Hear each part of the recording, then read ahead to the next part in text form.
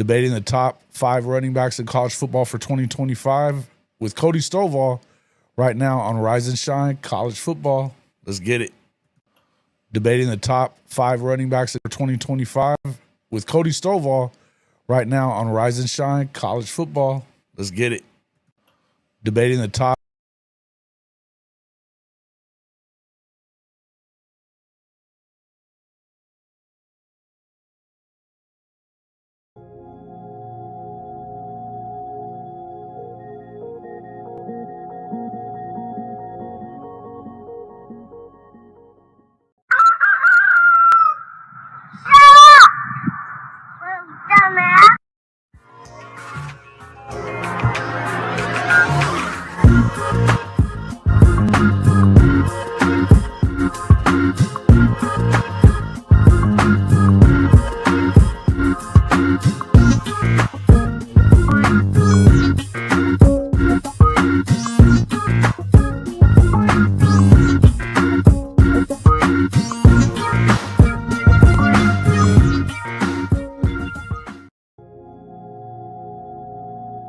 Good morning, good morning, good morning, and welcome back to Rise and Shine College Football.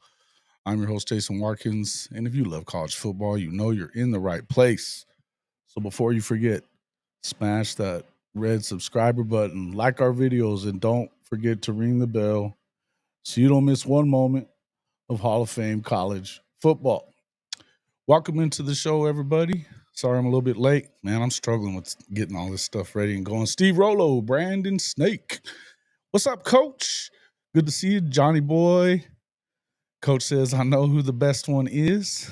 Yeah, I bet you know who at least one of the best ones is, one of the top 5. Absolutely. Welcome into the show, gentlemen.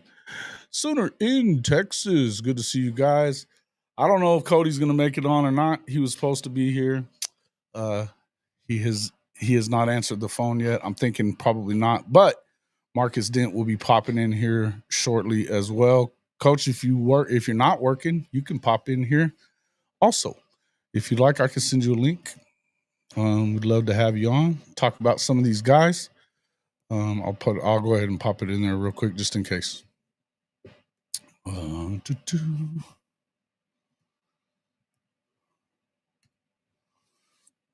It's there in your messenger. All right. What up, Professor? What's up, dog? You're welcome to pop in here too if you'd like. What's up with you? What's going on, Drew, Johnny Boy, Trojan Baseball? What's up? Make sure you wipe your feet when you get in here. I'd appreciate it. That would be good. Yeah. Good morning. Hope everybody's good today. Man. Hey, I wanted to thank everybody who's been checking out the column that I did from yesterday, man, and all the shout-outs for it, too, was kind of cool. So I appreciate everybody who shouted. If you hadn't checked it out, make sure you get over to hofmedia.us, go to Watkins on college football, be the first one. Talking about the expanded playoff, which is, good stuff, man. I just feel like even as an SEC fan, I just feel like we're by going and doing what they're okay. Yeah, I'll shoot it over there to you. But good morning, Mom. Thank you. Yeah, I just feel like either way you look at it, they're playing with fire on kind of alienating the rest of the country. I just don't think it's the best way to go about it. But you guys can check it out. Let me know what you think. HOFmedia.us, Watkins on college football. In fact, I can go ahead and put in the entire I can go ahead and put in the link here. You guys want to check it out? We can talk a little bit about that a little bit. And I'm going to go ahead and I'll probably do a little video about it this morning, but while I'm waiting on everybody to get in here, may talk a little bit about this anyway. Oh, what just happened here? Oops. I better get back in studio mode so I don't screw this all up. All right. But let's see. Oh, that's not what it's supposed to look like.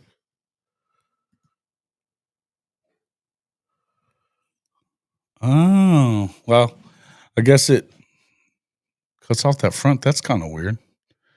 Just take out the little dog there and put a colon. And oh, well, shit. Anyway, go to hofmedia.us and you can get into it either way. But yeah, to be honest with you, you start looking at it and it's just to me, it's a deal where, you know, I believe that the SEC and the Big Ten are the best two conferences in college football. There's no two ways around that. But I would also tell you that you're cutting off 75% of the rest of the country if you're going to continue doing things the way they're talking about. So if they're going to make sure that they put in 5 of them or four each for each conference, that's just not it's not a good look. And I would just tell you that yeah, hold on just 1 second. Man, I'm having an issue right here. It's got me locked up. I would just tell you that it's a bit of a well, the SEC and the Big Ten run college football already as it is. Um, but somehow they were able to talk the ACC and the Big 12 into giving them complete control starting in 2026, as I talked to you guys about before. Um, and I feel like they floated it out there through Ross Dellinger to talk about that and added in, 4 automatic qualifiers for their conferences, giving the ACC and the Big 12 2 each. Group of 5 champion would also get one, and the final spot would be reserved as an at-large, basically for Notre Dame if it finishes inside the top 14. 16-team format would just add 2 more at-large bids, but it seems fairly reasonable with at your first look, I would feel like, right? But the SEC and the Big Ten have already controlled the upper tier of this, and really the SEC for the most part, but the Big Ten as well. But they're the big boys. They've got the biggest brands. Um, they've won all the natties pretty much, and they make the most money. So they're controlling it for the most part, right? Now, I think that a lot of it, and this is not something I really talked about in the column, but I think that the Pac-12 being, well, basically put under by the Big Ten, and you could say the Big 12 also, but it was really the Big Ten, and then the fact that they just had an idiot they had stupid conference or presidents at the universities that weren't willing to go through with anything. They had a total knob running the commissionership there in the Pac-12, and they lost their conference over it. But I think that overall has kind of shaken the foundation of college football overall. It's got everybody kind of scrambling to grab up the most money and lion's share of whatever TV time you can get. Now, in view of the fact of what you saw in the 12-team playoff this year, a lot of people might say, "What's up, then, man?" A lot of people would probably tell you that it's a good deal for the ACC, a good deal for the Big 12, and it's definitely a better deal than it was this past year in the 12-team playoff because you basically see they got a total of 3 between the two of them. One of them which wouldn't have gotten in and still shouldn't have gotten in my opinion, but they wouldn't have gotten in had there been, you know, had Alabama lost one less game or even Ole Miss. If Ole Miss just beats Kentucky, which they should have beat Kentucky, they're in it. If Alabama beats either Vanderbilt or Oklahoma, they're in it instead. So they would have gotten 4 each anyway. Now you got to figure that they would get to the 4 as long as one just adding the 2 more teams or 4 more teams is gonna get them almost every year. I would think is gonna get them 4 each, and maybe more than that sometimes, right? But if you're mandating this, it just feels like a bad move on their part, really. Um, codifying and what I said in here in auto bid, it imbalances it and it risks further marginalizing people that already feel marginalized that are fans of Big 12, ACC, or any other school, whether it's in the G5 or whatever. And that's 75% of the college football watching country, folks. 75%. Now, it is worth considering that Sankey and Petiti, I feel like we're using Ross Dellinger to kind of gauge what everybody thought about it. You know, he leaks all that out there that it's likely to be 4 whatever. And so I feel like that was done on purpose. Now, I whether or not that turns out to work that way, we'll see, 'cause it's been panned for sure. It's definitely been panned. Nobody seems to like it. Um, Nobody seems to like it for sure, and I feel like overall, you're probably still looking at a situation where maybe they do, maybe they don't, but they can if they feel like it. They can if they feel like it. I'm gonna welcome into the show my co-host on college Hall of Fame college football with Jason and the coach. It's the coach, Philip Roybal. What's up, my guy? What's up, coach? Oh, he can't hear me. That's not good.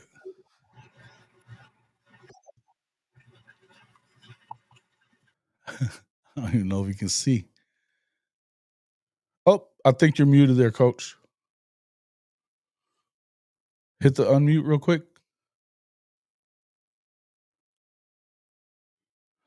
A little shaky in there.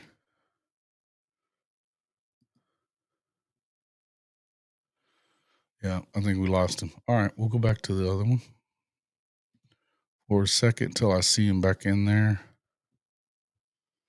All right, we'll see.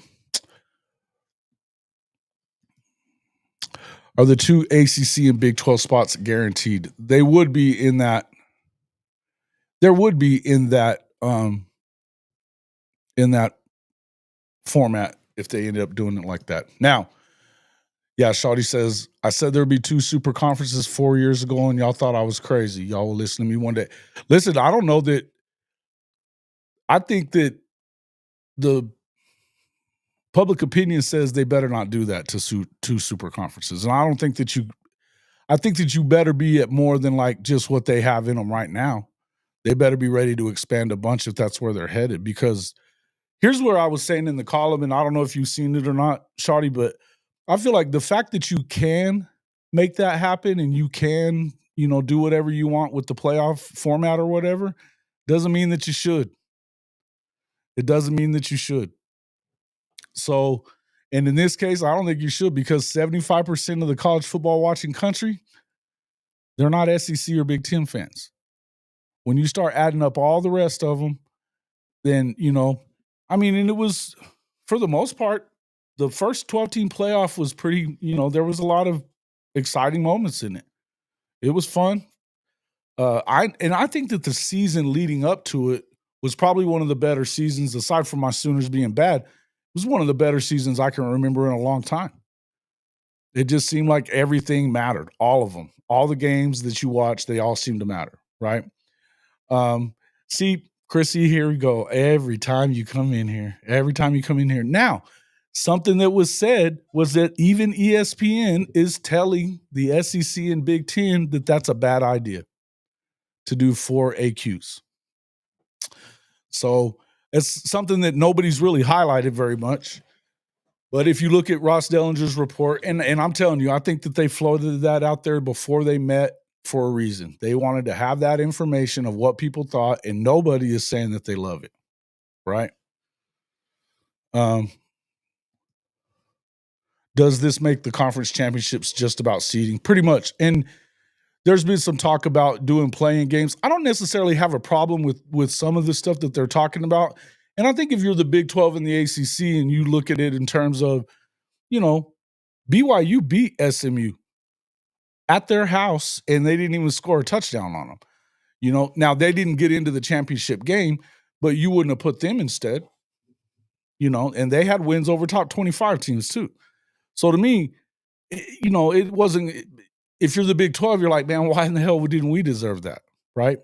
I feel like you probably would be feeling that way. Now, I'm not telling you that I think the Big 12 or the ACC is as good as either of the other conferences, but I do think that you have to, if you're gonna, supposedly everything, all of this was for more access to the playoff field and less Florida State's getting left out of the field because in favor of a team that's just been there more, right? It was all supposed to be about extra level of fairness. But I mean, if you think about it, just adding 2 to 4 teams is going to give the SEC and the Big 10 their 4 spots every year. At minimum, they could even get more. They could even get more. So I feel like it's like, why do you need to codify? Why do you need to hardwire that into the playoff? I don't think you do. And I think that it's taking you down a slippery slope that you could eventually screw the whole thing up. Because if they don't feel like they have any opportunity, if these other schools in the other 2, quote, power conferences don't feel like they really have an opportunity, then why would they do it? Then why would they do it? Continue to do it. You know what I mean? They need to do what's best for them and where their value is appreciated. And like I said, even ESPN is saying this is a bad idea. I just don't feel like it's a great idea.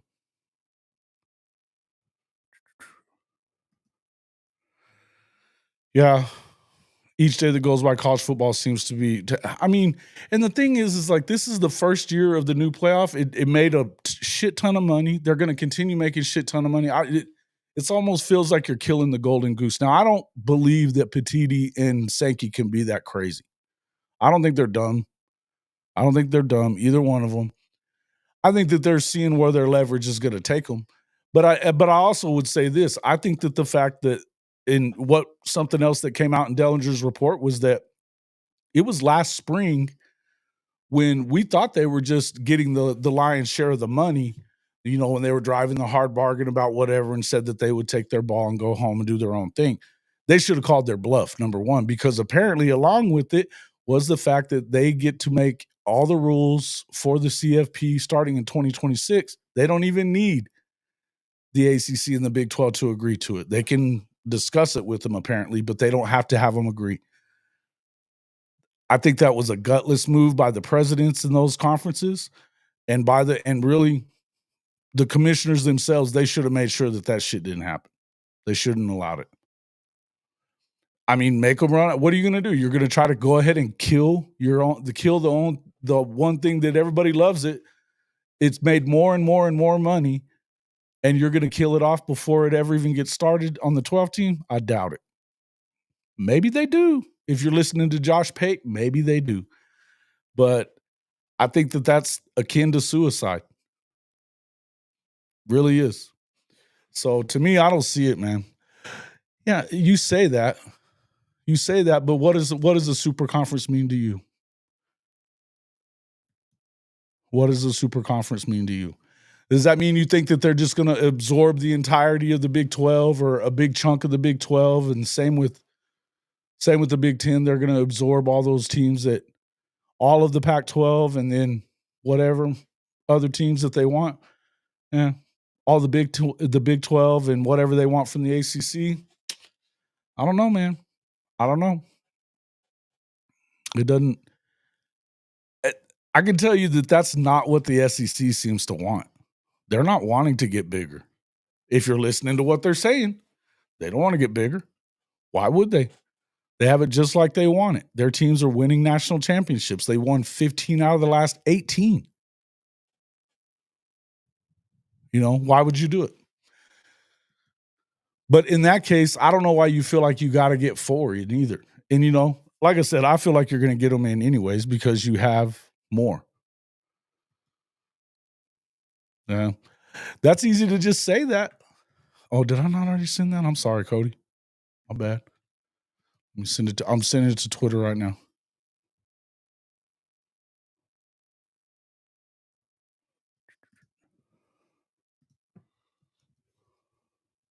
There it is. It's in Twitter. Anyway,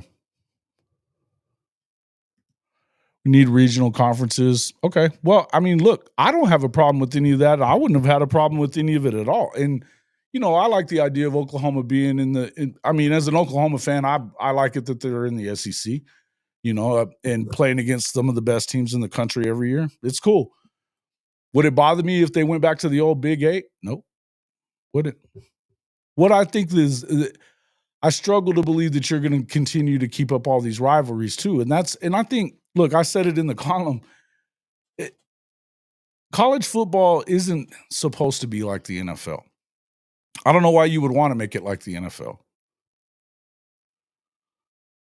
It just doesn't make a whole lot of sense. He gone. Benji gone. Yeah, I booted him. He said some stupid shit to me in the Discord one day, so I'd had enough.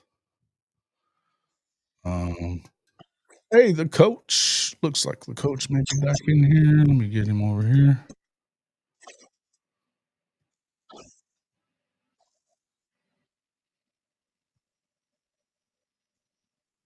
Oh.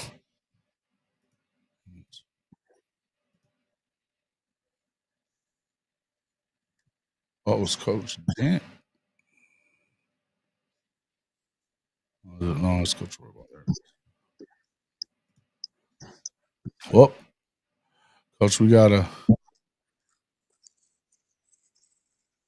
Oh yeah, you're gonna have to move up in the frame there a little bit, but you're good once you do. Can you hear me? I got you. Welcome into the show, Coach Roy Ball. What's Hey, up, good my guy? morning, guys. Hang on, I'm having some technical difficulties. More? I don't know. My computer's not. Acting kooky? Yeah, it's being crazy. Yeah. Well, we were still just talking about everything with this going on Oh, with. you know what, Jason? I'm gonna get off and hit my computer again. Okay, Okay. we'll get it worked out here shortly.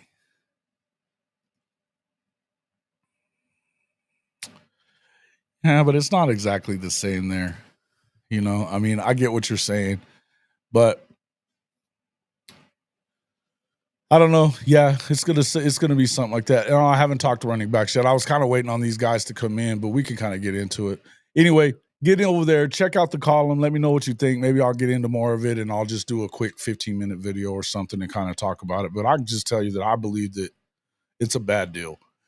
And look, like I said, my team is safe in the SEC. So as far as losing access to the field and all that other stuff, so as coaches, I still don't think it's right. I still don't think it's good. I think that you're going to screw it over. You're going to screw up the whole thing. It wouldn't take much. It wouldn't take much.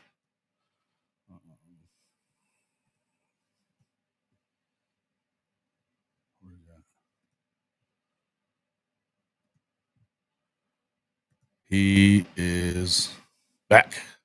The coach. Oh, maybe. The coach. Look, Ball. What's up, coach? We up to What's happening? Struggling this morning, huh? a little bit. Just trying to get it straightened out here. We may have Cody. The professor should be here shortly as well, so we'll see how Oh, that goes. good, good. Yeah, listen. I think it's all the cold, brother. I think it's all the cold. I couldn't get on. Yeah. 19 degrees outside. Hell, it's colder here than Angel Fire. Colder than shit, man. I'm sick of this. Sick of it. Straight up. I don't like it. I don't like it. I hear you. All right. Mm-hmm. All right. All right. So you know what? We can talk a little bit more about that. I don't know. Did you have anything you wanted to add about the CFP stuff or anything like that? Or you want to? Yeah, I think and I the thing is, and you already hit the nail on the head. I mean, we're alienating a lot of fans and teams if we move forward in the from the discussions they're having. It's just not good. I mean, And we, like you said, Jason, we know the two power conferences that are the best and the biggest and the best. But at the end of the day, that doesn't mean that we need to move this direction and ruin it for the rest of college football. But I tell you what, it's I from Notre Dame's perspective, hell, go 14-16. Shit, we're as happy as we can be. No, it doesn't change But anything for you except for you can now get one of the if you got to be in the top 2 overall. right, right. So And you apparently, can I don't get even one. know if it keeps you from getting one of the buys because there would be one buy or 2 buys Right, in it, right. if they keep it if Well, they go and, to and you 14. and you know my thoughts on the buys. I can't stand the buys, Yeah. and I just assume everybody play from the get go. So, but Well, and I feel like, yeah, I mean, I think that if they're gonna do buys, they're gonna have to there's some things they need to tweak. But that's the problem with it, and I think if anybody who watched the show with Pat Forty and Ross Dellinger and what's his name, the other guy from Yahoo Sports that was talking about it, and they were like, what's broken here? I mean, what was the issue that made you feel like you had to do all this? And it's like, right, yeah, I mean, it to me, it's kind of what I was. It's like killing the golden goose before you really ever get started. You're taking a exactly. sledgehammer to the whole thing instead of you could have made some tweaks to the. We talked about it. Don't like auto seeds. We don't No, like the auto seeding. There's some things you could do to kind of better suit what's going on with the buys. And there have been people calling for the going to the 16 team playoff. I'm cool with that because actually, if you look at it, it does give the big conferences a less chance, or each team in the big conference has less of a chance to make it in than what they do right, in the 12 under the current rules. That doesn't mean anything. I still think if you bake in 4 AQs from both conferences, it's bullshit. You don't need to do that. You don't know what they are coming year to year. Now, are they going to be good? Yes. But sure, I feel like all you had to do was add the teams and you get your 4. Either way. They got 7 in the 12. And agreed. Had Alabama not lost to either Vandy or Oklahoma, they're in anyway, Yep, you know? So, anyway, I think there was some tweaks they could have made. They didn't have to hit it with a sledgehammer. You know what I mean? I agree. Uh-oh, busted I water agree. line. That's no good, Johnny boy. That sucks. Oh, geez. Hope to see you back, bud. Hope to see you back in here quick. We've got damn it. Let me do this real quick. We're gonna have Marcus Dent in here. Man, we are gonna have All a good. right.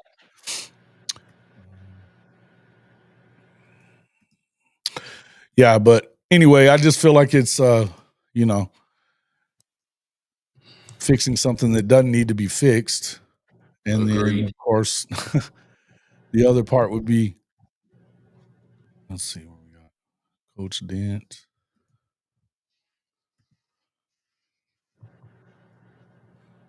Coach Roy Ball.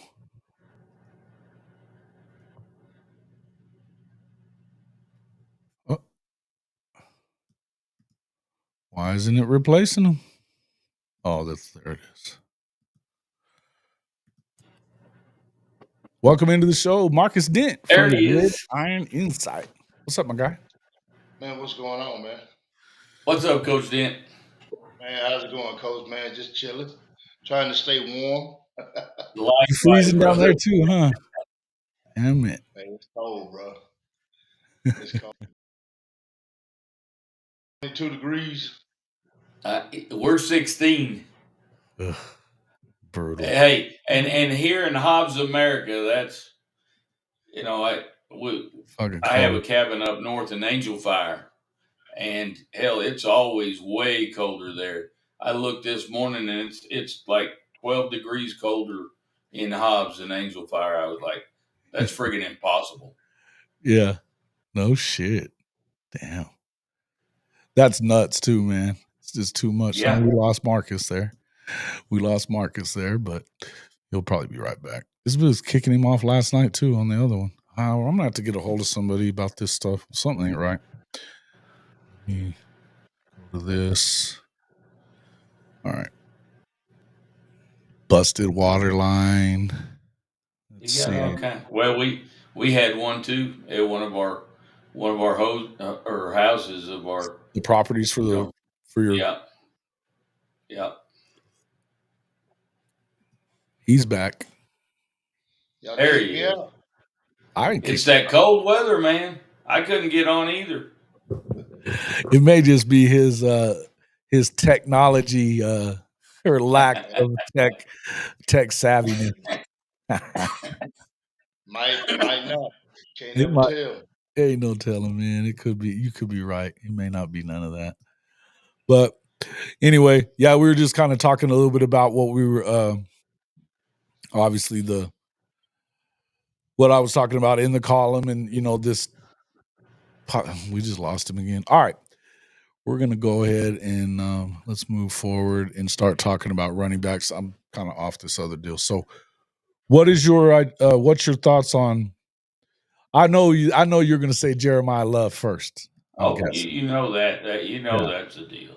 Yeah. Uh, but then you got, and I tell you what, honestly, I think you take your probably top five backs in the country and you clump them together, and you've got a pretty solid group, and it maybe even go deeper than that. Honestly, Jason, you Dude, may look there's at a your, lot of good backs that I don't think anybody's even really talking about, to be honest with you. well, and as I was going through doing the poll earlier this morning, I saw the one guy's name I didn't see on there. What's the running back out of Louisville? Uh, Shit, I didn't even think about that kid. yeah, There's another one. There he, was the kid from Pittsburgh that I almost didn't have in there, and he was yeah, like fifth in the country in total yardage. yeah. He's a stud. So yeah, man. No, there's some great. Yeah, man. There's some good ones. So it's one of them deals where you look at it and you're like, man, it's easy to kind of forget some of these guys, and especially when you start getting all these transfers moving around, you don't really know what's Yeah, going to happen. You know yeah. what I mean? So But I'm going to say this: the the running backs, they ain't shit without a good old line. that's true. And Well, that's you can always have true. a great one. I think of one recently at OSU, and that's not Ohio State. That's Okie Oklahoma Midnight. State. Yeah. Yeah, Okie Light. They had Ollie Gordon, I thought was one of the premier backs in the nation. I think And he there's two was, but things: I also think give that him the he damn checked out ball. just with everybody else too. Yeah, I think he may have absolutely. checked out with the rest of his team, and his coaches, and everything else.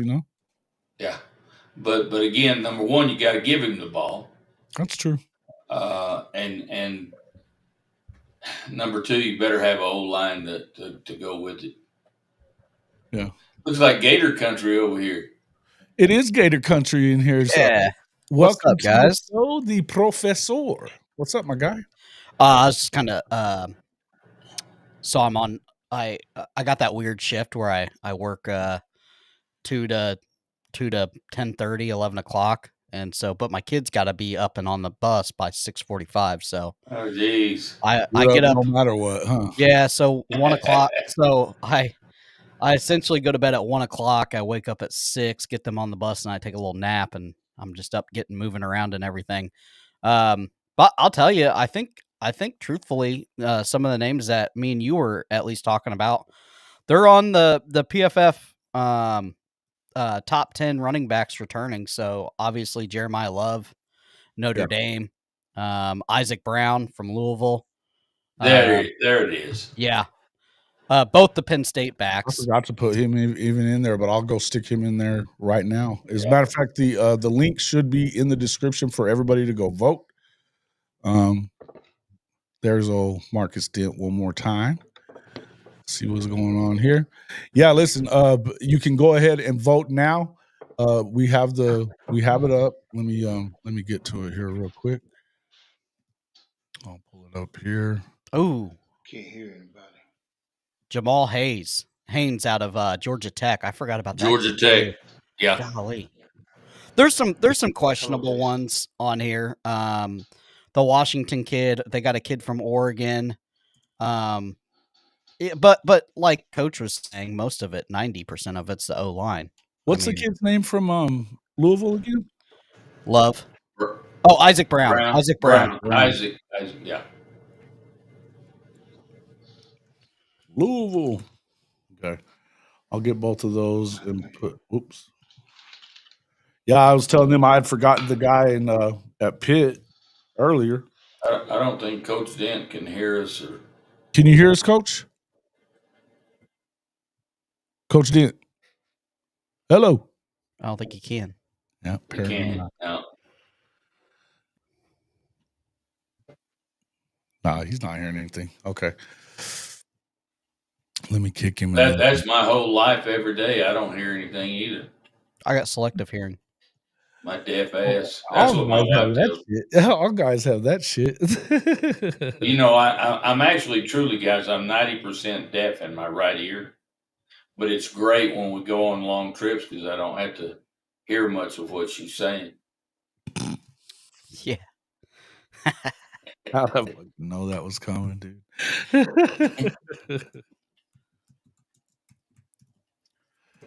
You know, just like when we all get married, we automatically get a driving instructor. I just let mine drive now. I don't even drive. There you go.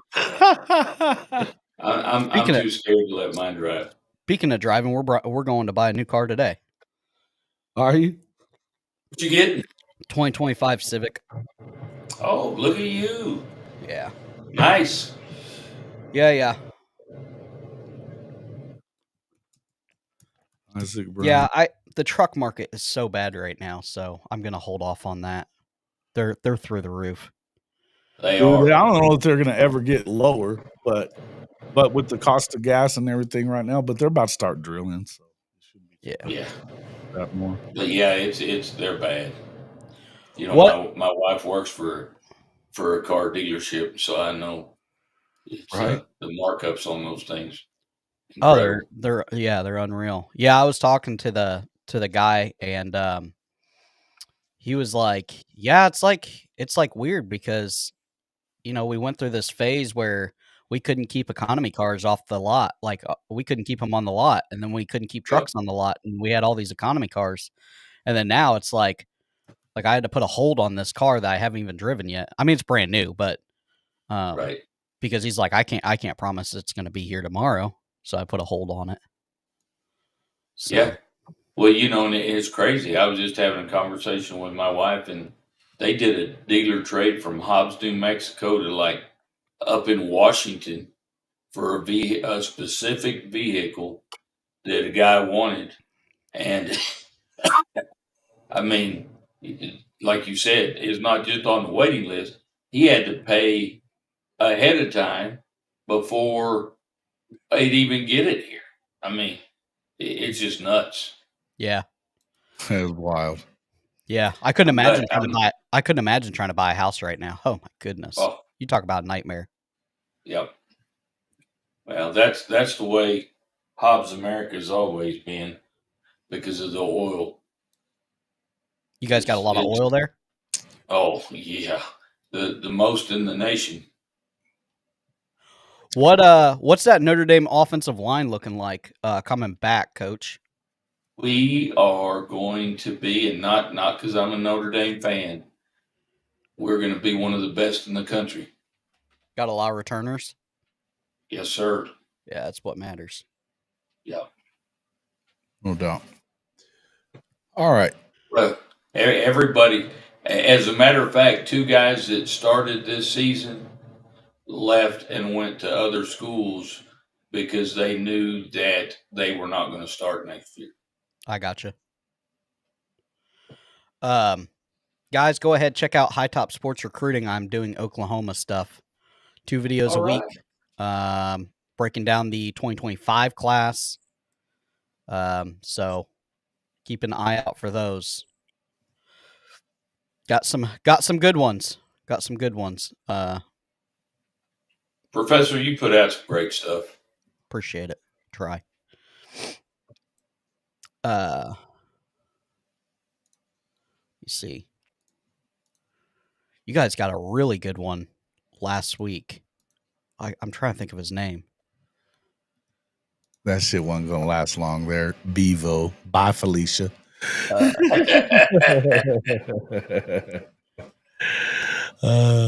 Bye, Felicia. Been hearing enough of his shit the last few days. See ya. You guys got a guy that reminds me a lot of the Heisman winner. Yeah. You would be that would be Elijah Thomas. Is that who you're talking about? Yeah. That kid's an athlete. He's a dog. The dude's a dog. Yeah, No Tory Blaylock's underrated too. That kid's going to be one of the best Oh. running backs in the nation. If I'm Yeah. if I'm Tatum, I'm watching out because that kid's going to take some snaps now. If Tatum can't figure out how to, stop dropping the ball, that kid's going to take some snaps. And we've seen it over and over and over. These freshmen running back. We saw the cat from Florida, Jaden Ball, just yank snaps away from JUCO kid that's been in JUCO for 3 years. These are grown men. Johnson that went to the draft. I mean, he yanked snaps away from them. So, and he's good in pass protection. That's 90% of it, right? You got to be good in pass pro. Absolutely. That's a huge thing that high school kids struggle with initially. Mm-hmm. Yeah, that's going to drop Trevor Etienne down in the draft because he can't pass protect. Yep. Yeah, I was surprised he went already. I'm not. He needed to go. I agree. Well, he's definitely. I mean, he's had a couple close calls on injuries that could have been really bad. Broke a rib that was close to puncturing a lung. It's just go get your money while you can. And he was a true freshman too. It was Ball, right? So true freshman on Jaden Ball. Yeah, he's definitely in the list of there to be voted for. I've got him. Yeah, I think I've got him in the top 5 guys that I put in the list. So if 133 carries for 673, averages 5 yards a carry, had 7 touchdowns. He also had a touchdown receiving. Only had 4 catches, but one of them was for a touchdown. So he's definitely a threat. You gotta look at the way that he runs. He probably has the best jump cut in all of college football right now, and he's like, I don't know, he's like 235 pounds, and you see him. He's just a big guy with ballerina feet. You see him make these moves, and you're like, oh my goodness, like where did this come from? He's just different. You know what I mean? He looked different in the spring game, and people were like, "Oh Jesus, Jaden Ball, watch out! He might get some reps." Now, everybody's, you look at his stats; it's not blowing you out of the water, but you got to understand that he had to split time with a JUCO kid, the JUCO transfer, Jacoby Jackson, and he had to split carries with the NFL back Montrell Johnson. So it's going to be the ball. It's going to be the ball show this year. This year's going to be the ball show. Well, and I think you make a great point there is splitting time.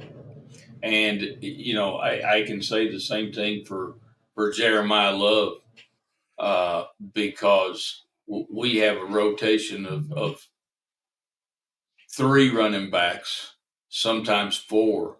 And so, we're not feeding that guy the ball every other snap.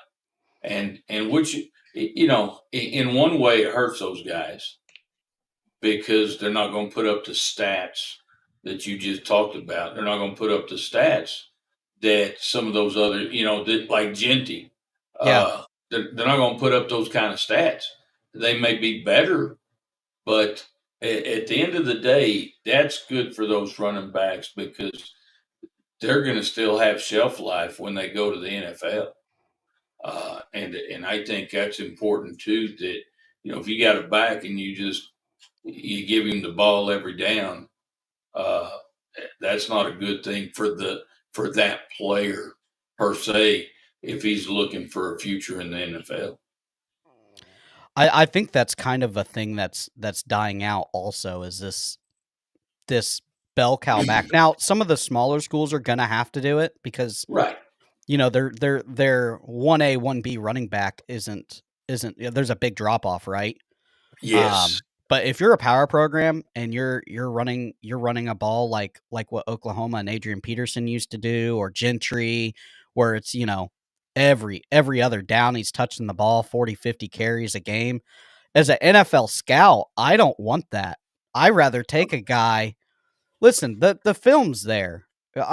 These guys are the best Exactly. these guys are the best at finding and evaluating talent at the NFL level. Some of them, it's questionable what they're doing, but politics, head coach, GM, there's some things that go on that the scouts, get definitely trumped on, right? Right. They'd probably build a lot better rosters if they listened to just the scouts, but I think truthfully, why do you need more than 90 touches or 100 touches a year? I mean, Right. if you got a good O-line and you put the stuff on tape, like, do you really need to do 4, 5, 600 touches? Like, Right. why? No, I agree with you. I mean, because you're hurting the kids, you're hurting the players. Yeah, you notice there's a few guys. So I was going to bring up some of these guys that were that had a big year last year. I've got some notes on a bunch of those dudes. So let me see what Marcus is talking about here. I wonder how many touches.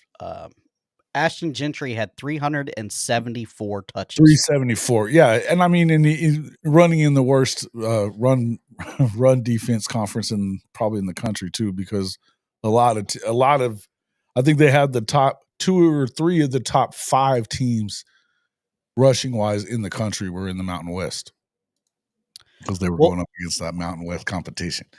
Well, another thing too is, look at everybody, like, keeps scratching their head on, like, why Ohio State kind of like kicked it into overdrive. They had 3 fresh backs when it mattered. Mm-hmm. Listen, when everybody's beat up, those tackles are harder and harder to make. When you're in the playoffs and you're on your 3rd or 4th DB, like a lot of teams are, and you got 2 caliber NFL running backs that are fresh. Yep. I mean, that's a world of difference. They could run the ball against anybody. It wasn't Jeremiah Smith's show. They ran the ball extremely well. Yeah, they did. At the right time. Well, I would have loved to have seen Jeremiah Love not injured in that championship game, and seen what that looked like from both sides of the ball. No doubt. No, well, shit, it would have been nice to have him in at all. If you're a Notre Dame fan, he got 3 fucking touches, man. What the hell was that about? Yeah, and he was hurt. I mean, and they just didn't want to. They just didn't want to. Coaching staff just didn't want to talk about it. But he was hurt. Right. Okay, so the Ohio State kids had 100. Quinshon Judkins had 194 touches. Yeah. Which is a little high. But I mean, and then where's the other one? Mekhi Hughes, who's going to Oregon. Yeah. I'm about to pull him up. He had 265 rushes. Yeah.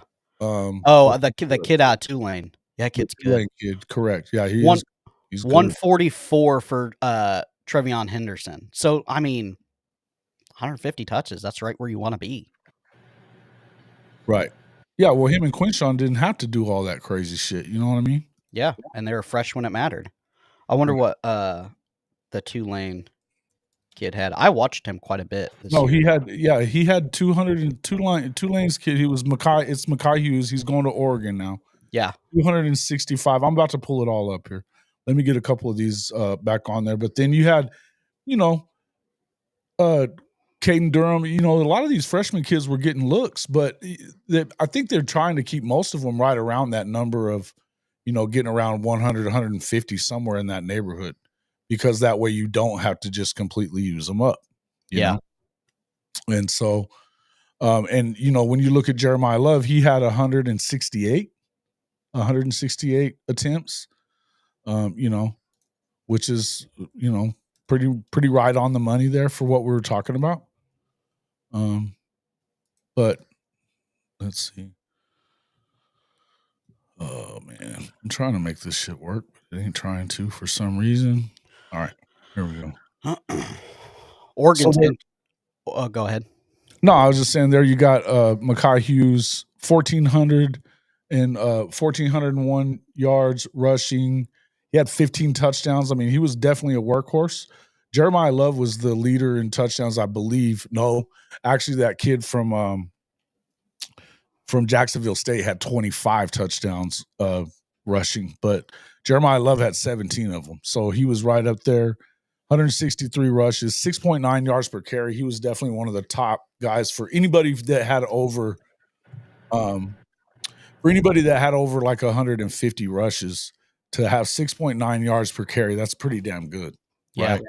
That's pretty damn good. 7 yards a clip almost. That's 7 yards a clip. Right.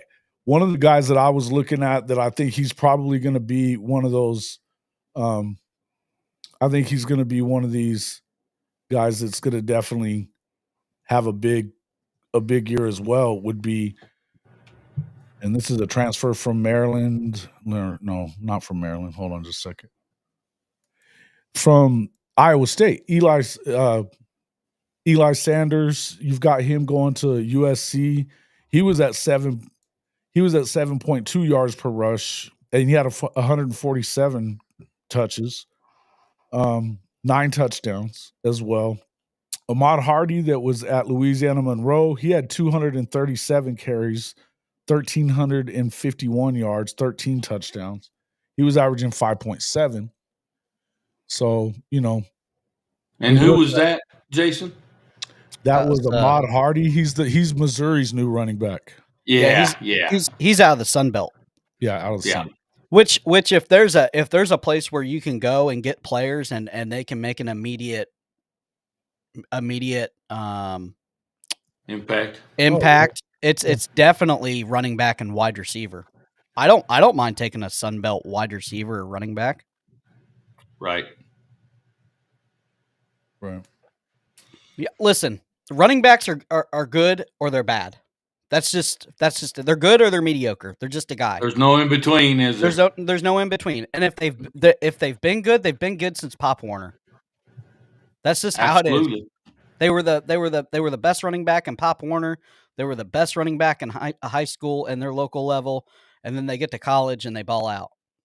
Not very many do you see, like, I mean, some late bloomers, but like aren't very good in high school and then develop in college. Like those kids have been.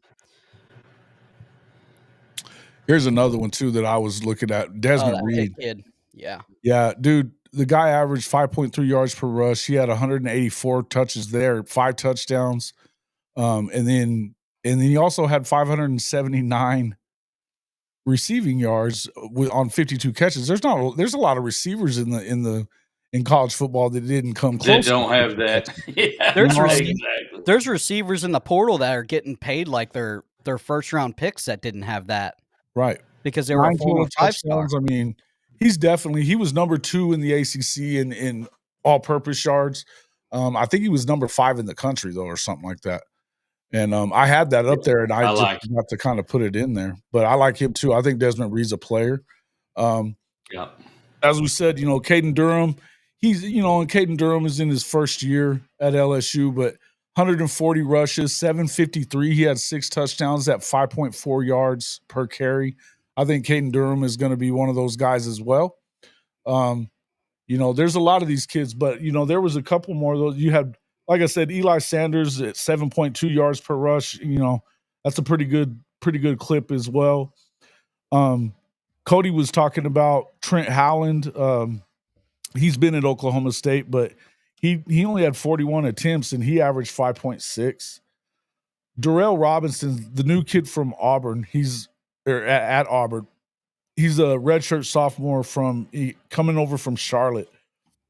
107 attempts, 6.8 yards per carry, 8 touchdowns, 731 yards. Darrell Robinson. I think, like I said, some of these guys that you start looking at, I think Trey Wisner was huge for Texas. you got to give him a lot of props because they had a lot of injuries, and then they've got CJ Baxter coming back as well, who he was the number one running back in the class of the 24 class, right? 24 class, yes, CJ Baxter. Number Yeah, one back you forget Texas was down to their or 23 third, class, I believe, maybe their third running back or fourth running back before they even started a game. Yeah, they lost Baxter, then they lost and they had lost The other Blue as well, right? They lost Jaden Blue also. Yeah. So yeah, they were down. They lost a lot of running backs early on. They did a really good job. I think that's another one of the things that I think Texas is gonna struggle with. Tashard Choice went to the league. And he's been recruiting his ass off and coaching his ass off there. And I think that's a big loss. It was somebody that we were looking at if I know that a lot of people around Oklahoma were talking about, okay, let's get him to come home if DeMarco was going to take the job at Penn State. So, it's one of those deals, we got to get his ass out of Austin. Well, he did leave Austin anyway, and he's going to the NFL. But so that was pretty big for that. But I think that, both of those guys, Baxter, his true freshman year, he averaged what I think 4.8 yards per carry, also had 5 touchdowns, 138 chances. Of course, he wasn't the number one guy until late in the year whenever Brooks went down. So, but Trey Wisner was kind of an afterthought for a lot of those guys, for a lot of people there in Austin. And because he didn't really play a lot of running back at DeSoto, he was more playing on defense. He had transferred over there his senior year, wasn't playing a lot of offense because they had guys already. So and DeMarco was recruiting him pretty hard too. I think he thought he had him stuffed away and nobody was going to know. And then all of a sudden, Choice went in and got him. So Wisner was big. He's a good player, man. Trey Wisner, yeah, he's a stud. How the hell are you back in here? Damn it! I'll tell you another kid that's going to probably take a huge uptick in his sophomore year. And I think he always had the talent. I think that this team needs to get back to their roots of running the ball better. And that's Georgia's Nate Frazier. I mean, that kid is a absolute dynamite running back. And he had 133 carries, 671 yards and 8 touchdowns. And he was trying to crack the starting lineup. They had Etienne and some other guys. But I think Nate Frazier, I liked him out of high school. He's gonna and Georgia's gonna have to get back to running the ball like they used to when they had Sony Michel and company. When was the last time they had a 1,000-yard rusher? I think it's been almost 20 years or some shit like that. Shawty, if you're still in there, tell us how long it's been. It's been a long time. I know they haven't had a 1,000-yard receiver for a while. They've had a 1,000-yard. Yeah, they definitely haven't had. That may be what I was thinking about. Yeah, I think. Well, you got to think like during that national championship run. Look at the backs that they had. You know what I mean? Just like Alabama when they were a dynasty. Look at the running backs that those guys had. Yeah, DeJune Edwards in 2023 had it. Yeah, it's receivers is who we're thinking of. That's who I was thinking of. My bad. I got mixed up there. But yeah, I think that overall, I think they are going to have to start running the ball pretty well. It's one of those. Well, all the good football teams, guys, are able to run the ball. Everybody gets caught up in the passing attacks across the country, and you got to be able to throw the ball. There's no doubt. I think we were a perfect example of that this year. We weren't exactly one of the top tier throwing teams in the country, but we would run the ball up your ass. And I think Georgia, going back to Georgia, they need to get back to, like you said, they need to get back to running the football. And I don't know why in the hell they even got away from it. I mean, why do you fix something that's not broke? I don't know. Maybe it was a case of, it was just last year that they didn't. And they had a guy in 2020. But why do you change is my question, Jason. Yeah. I mean, you're having success with it. Once you lost, because when they lost their 2 best receivers, one's of the tight end, and then they really didn't have anybody that stepped up and made a lot of plays. Everybody's talking about Carson Beck a lot. You had guys dropping balls too. Yeah, Oh, led yeah. the NCAA and drop passes. Drop. I think Yeah. both. I think FCS and FBS. That's terrible. Yeah, it is terrible. I remember in our game against them, drop pass after drop pass, and I'm thinking, Streaking down wow. the field, wide open touchdowns. Yeah, yeah. I'll say this too. When it comes to Georgia, they got their offensive line they got banged up early, but I just feel like Georgia's not as deep as what they used to be. Well, It's there goes the portal, boys. they're not allowed to stack 5-stars everywhere. No, and Alabama's the same way. They can't stack them like they used to, boys. No, but they do still have the best Oh. rosters in the country right now. No, Still. I don't disagree with that. But they're not going to be able to. But you can't keep the other ones away from going to other teams. Sure. And there's the difference. You can't stash them for 4 years like Saban used to. That's how he built his dynasty over there. Exactly. Was being able to stack them for 3 or 4 years, and that's just not something that you can do anymore. I think teams are going to have to build up to win national championships. A lot of them. I think in the SEC, especially, somebody asked me the other day, what I thought about would Oklahoma. I think it was when you were on the show Saturday night. Would Oklahoma be able to do what they did in the Big 12? Well, no, because nobody is. Yeah, the league's I don't think that there's anybody that's going to go out and go. If you win, 2 in a row is the max that anybody does anyway. But I don't even know that you're going to see a lot of that anymore. You can't book enough non-cons to do that anymore. No. As we've been talking about running back too, I do want to mention this too, and I know Jason, you also had Jadarian Price on that list, but guys, yes, but guys, we've got Aeneas Williams that played quite a bit this year, made some big plays, and we also have another kid by the name of Kedron Young. That's a freshman that he's going to be incredible. So we're 4 deep coming into this year running back wise, and I would have a problem playing any and making any of them our main champagne. That's how good I think all of them are. Yeah, Neilio, that dude is the man. Joe Posnanski is the man. My favorite sports writer. He's been my favorite sports writer for a long time. Great book. Fantastic. Yeah, I got it. Good stuff. Yeah, so kind of looking through this list a little bit more. Let me see. CJ Donaldson, obviously at Ohio State. He looked good at times last year. Like I said, Jadarian Price, I think he's a stud as well. Juan Lacey, he looked pretty good. He's the one that left Missouri. Now he's at Ole Miss. He's got some good numbers in his career. So the other one, I think, Emilio, you'll like this one. I think Dylan Edwards is primed to break out and have a monster year. He's going to be their lead guy.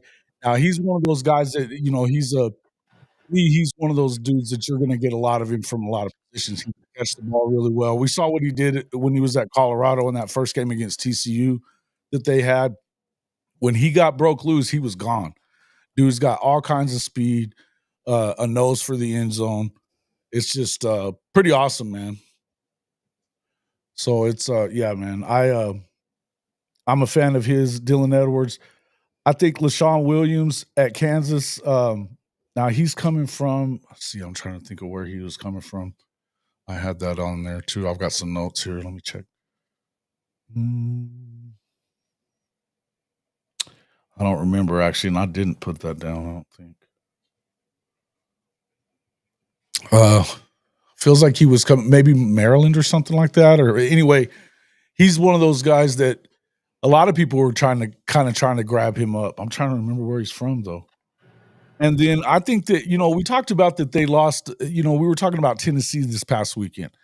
And we were talking about how many guys that they lost. And of course they lost, they lost their lead guy, and he was a stud. But I'll tell you what, when they were giving Peyton Lewis looks, he did pretty well. You know what I mean? He had 64 carries. He averaged over 5 yards a carry, had 3 touchdowns. And we know one thing about Tennessee, they are dedicated to running the damn football.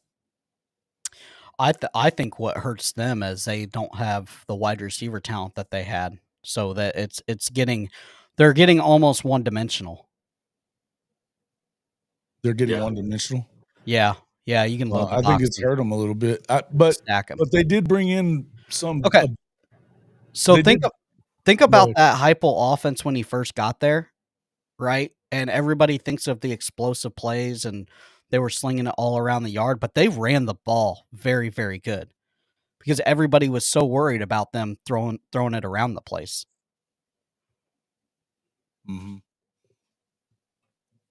Have we talked any about the Penn State backs? Oh, yeah, we hadn't really brought them up yet. Both of them are studs. Both of them are studs. Yeah. Let me go. Let me get Singleton and Singleton and Katron Allen. Katron Allen, correct. Yeah. Yep. They're studs. I tell you what I find interesting is you're looking at that, Jason, but we just hired the Penn State running back coach, Juwan Sider.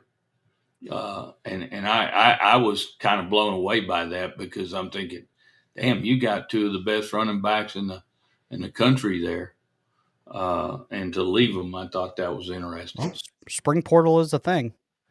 Maybe they don't keep up with both of them. Well, maybe we can pick up another one from them. Well, because they really like the portal, but he went back to Penn State. Now, Katron Allen had entered the portal, but he went back to Penn State. So, but that spring portal could definitely gobble him up, kind of depending on what happens. But Katron had the most carries out of them. He had 220 carries for 1,108 yards, 8 touchdowns. Singleton had 172 carries for 1,099 and 12 touchdowns. You want to talk about a hell of a 1-2 punch there. And here's the thing. We know that Andy Kotelnicki is that guy when it comes to the blocking schemes and the way that they run the ball. That comes from Lance Leipold and the way he was with Lance for a long time. It kind of took them a long time to figure out what was going on without Kotelnicki at Kansas. But once they got rolling finally towards the end of the year, they were kind of unbeatable in the Big 12. They beat the shit out of Colorado in that last game that they played against them. And then, I think it was second or third last week of the season. It was pretty much towards the end of the season that they beat Iowa State. They didn't beat K-State because they never do that. But aside from that, they were beaten, and they'd start off like 0-5 or something like that. That's what's really interesting too, is when, minus that tight end that's going to the league for Penn State, who else did they have on offense that wasn't a running back? You knew they were running the ball, and you still couldn't stop it. Yeah. It's not my type of football. It's like watching the Masters. It'll saw you to sleep, but it's pretty incredible when everybody in the The Masters putting you to sleep. Yeah, the Masters is the shit. It's all right. But they do have that music that's kind of nappy music. Yeah, the announcers are all talking. They're not even close. They're not even close to the ball, and they're like, "Hey." And 3 yards in a cloud of dust is music to my ears. Just line up and whip their ass. All that sissy throwing ball doesn't work much for me.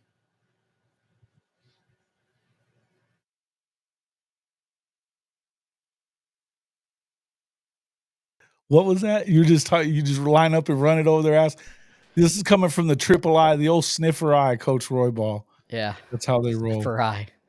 We will run over your ass. Mm-hmm. Mm-hmm. Yeah, we were just talking about and guys. And like we were saying, at the end of the day, if you can't run the football, you ain't gonna win ball games. You ain't gonna win the ones that matter. Nope. Agreed. Completely agreed. Yeah, the Ryder Cup's a different deal. That's some shit right there. Oh, man, I love it. Look, I think that look, the new running back that Rob, hey, good to see you, Rob. Been a while. Waiting to see how the new Mizzou running back Ahmad Hardy looks. He looks like he's got some game. He's actually did. Let's see. I was looking at his. He had 1,351 yards and 13 touchdowns, 237 carries, averaging 5.7. Like I said, I think that him and I think that Eli Sanders, who was at Iowa State but is headed to USC, they could be impact guys. I mean, that's one thing that, it was crazy because I think they had some decent backs at SC last year, but they didn't have anything like what they had the year before that. And and I think that hurt his offense. It hurts his offense when you can't run the ball. It doesn't, and especially in the Big Ten. That's a run it over your ass league still. It makes it kind of boring as shit because a lot of them can't. They're that 2 and 3 yards at a time. But that's why Oregon struggled late. Yeah, no doubt. And they had an NFL back. It's just sometimes the O-line isn't where it needs to be. Great in pass pro, but and that's like I said earlier, the example of OSU. I mean, if you don't have a great offensive line, I don't give a damn how good you are because you're getting tattooed. You may still get 2 or 3 yards, but you could have. If you have a good O line, you're getting 12, 10, 15-yard carries. Yeah, no doubt. Yeah, man, and it's just been, and I mean, it helps if you got a guy, a quarterback in this day and age that can run and throw. That makes you even more dangerous. Now you don't want to get them out there running too much, but you want to you do it enough to keep them, kind of keep them, keep the defense honest, and make them have to worry about you.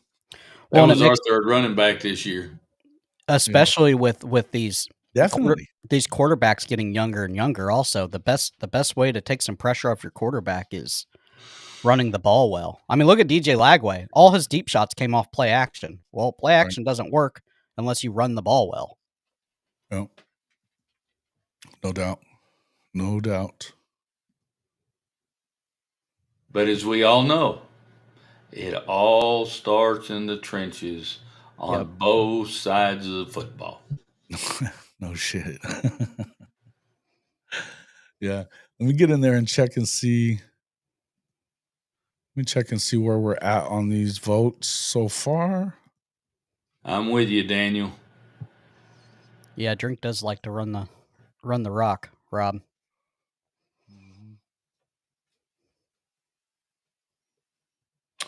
We've got 10 responses so far. Make sure you guys, it's pinned in the top there, in the top of the comment section, and it was already in the description. And right now, your number one running back is Nicholas Singleton, and tied with Jeremiah Love at 30%. So that's number one. Number two,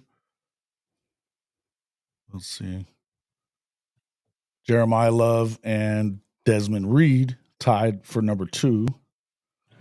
So that makes we're gonna have to put old Jeremiah Love at number one because he's tied for 1 and 2.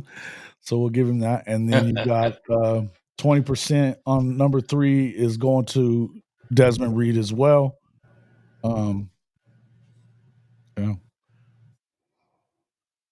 And Jeremiah Love also has it locked up at number 4, but we'll give it to the next guy down, which would be Xavier Robinson at number 4 from Oklahoma. Look, I got to tell you, I have to throw somebody in there from OU, and I ended up putting 2 of them in there. But I got to tell you, I don't know. I feel like you were talking about it a little while ago, Professor. I mean, Torrey Blaylock, if he gets an opportunity, he could be that guy. Watch out. I mean, he's a home run waiting to happen. The dude is unbelievable. It was surprising. I remember Trap House Boomin was surprised. Can I drop the vote on Gridiron? I will right now. I was surprised that what was I saying? Well, I wouldn't be surprised if you see a lot coming from Javonte Barnes, because you know that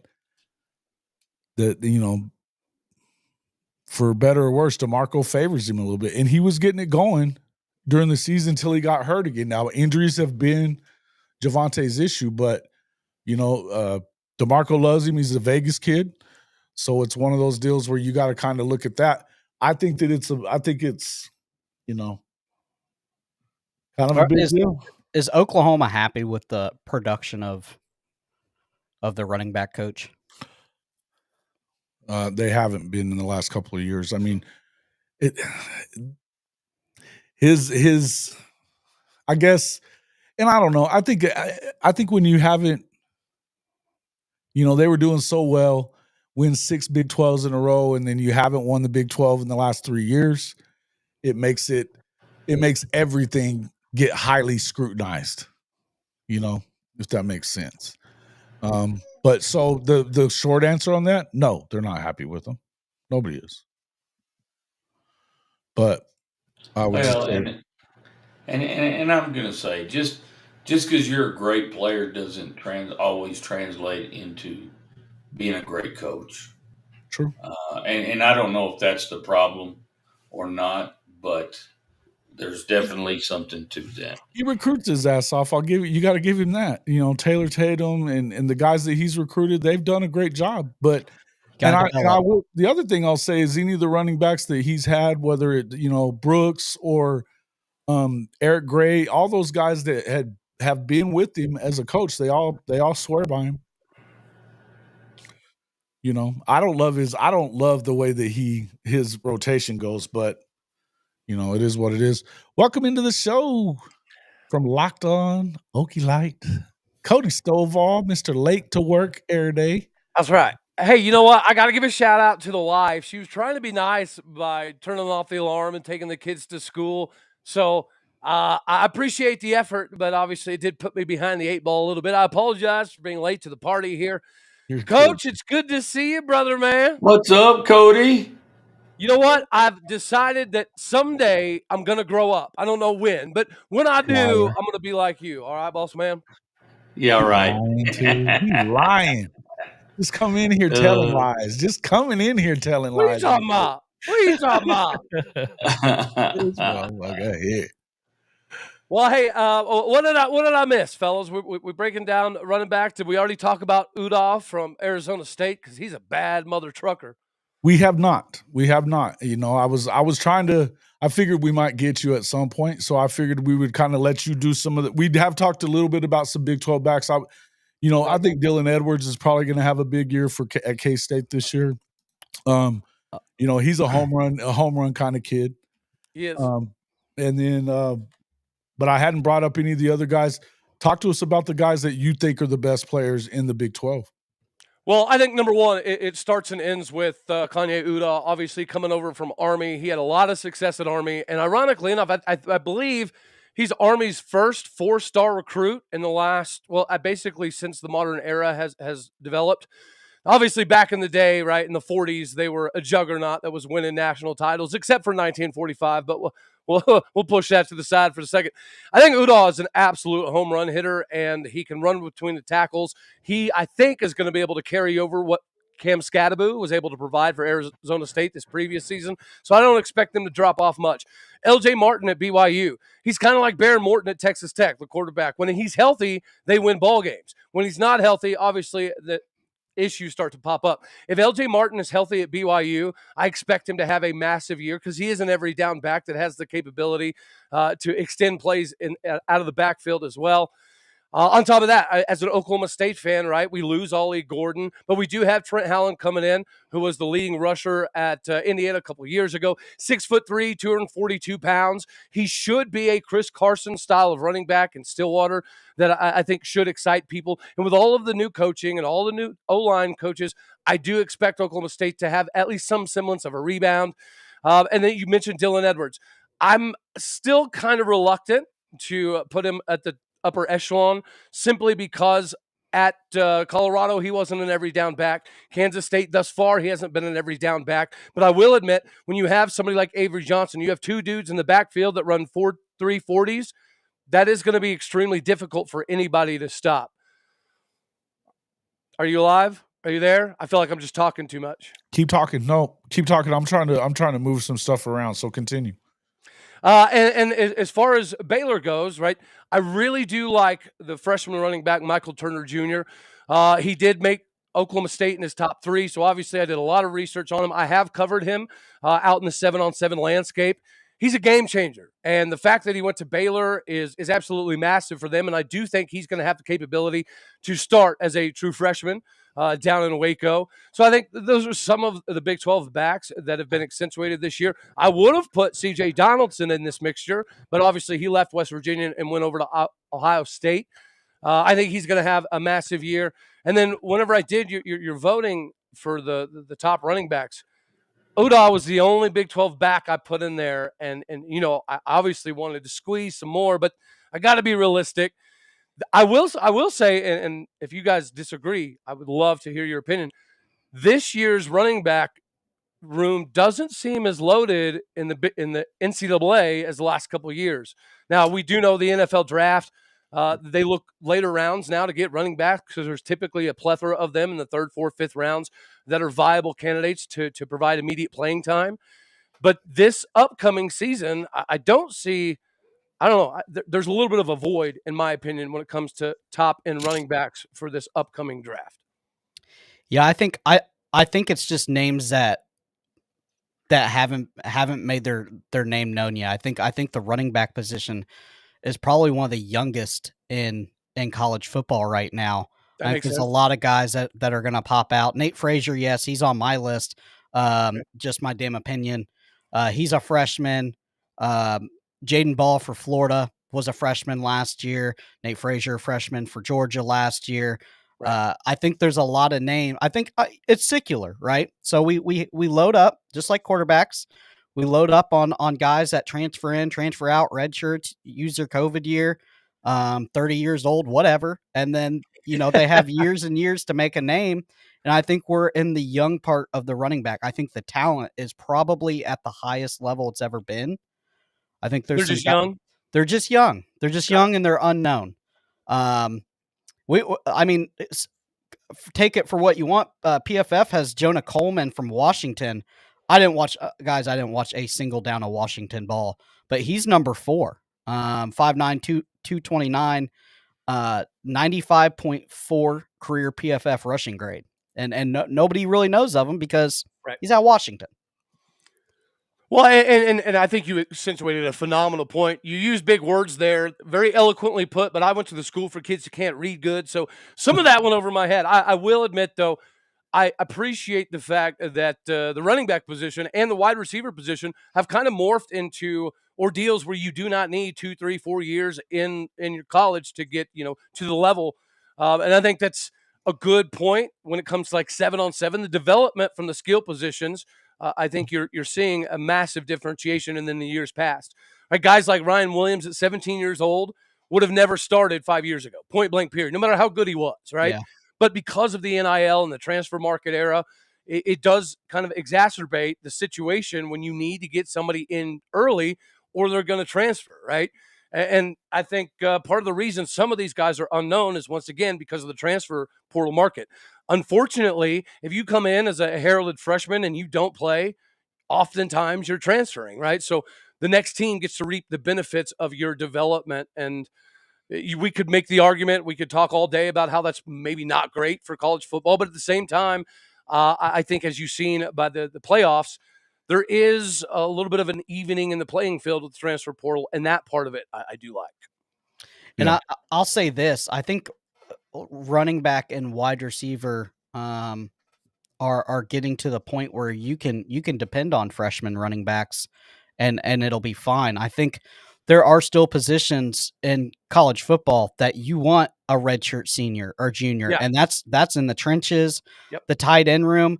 Heck, I mean, it's they say in the NFL you draft a tight end for the team that's going to pick them up next because it takes so long for them to develop. I mean, yeah, no doubt. But I would say this, you know, I think that there's some guys out there that have had production already, big production. Jeremiah Love, I mean, both of those guys at Notre Dame, huge, right? Yeah. But Jeremiah Love, I mean, the guy's averaging 6.9 yards per carry with over 150 carries. That's big, huge. You know what I mean? Love made my top 5 pretty easily. I believe I put him at number 3. Right. Real quick, let me read this super chat. I forgot to do it earlier. Thank you, Bishop Frank, for the super chat. 333 said, big salute, Barbershop fam. Welcome to the family. Appreciate you, Bishop Frank, as always, taking care of us in here. Yeah, I think, that it almost feels like, there was a time where you were seeing so much more of the spread and air raid offenses that were just kind of taking over the game.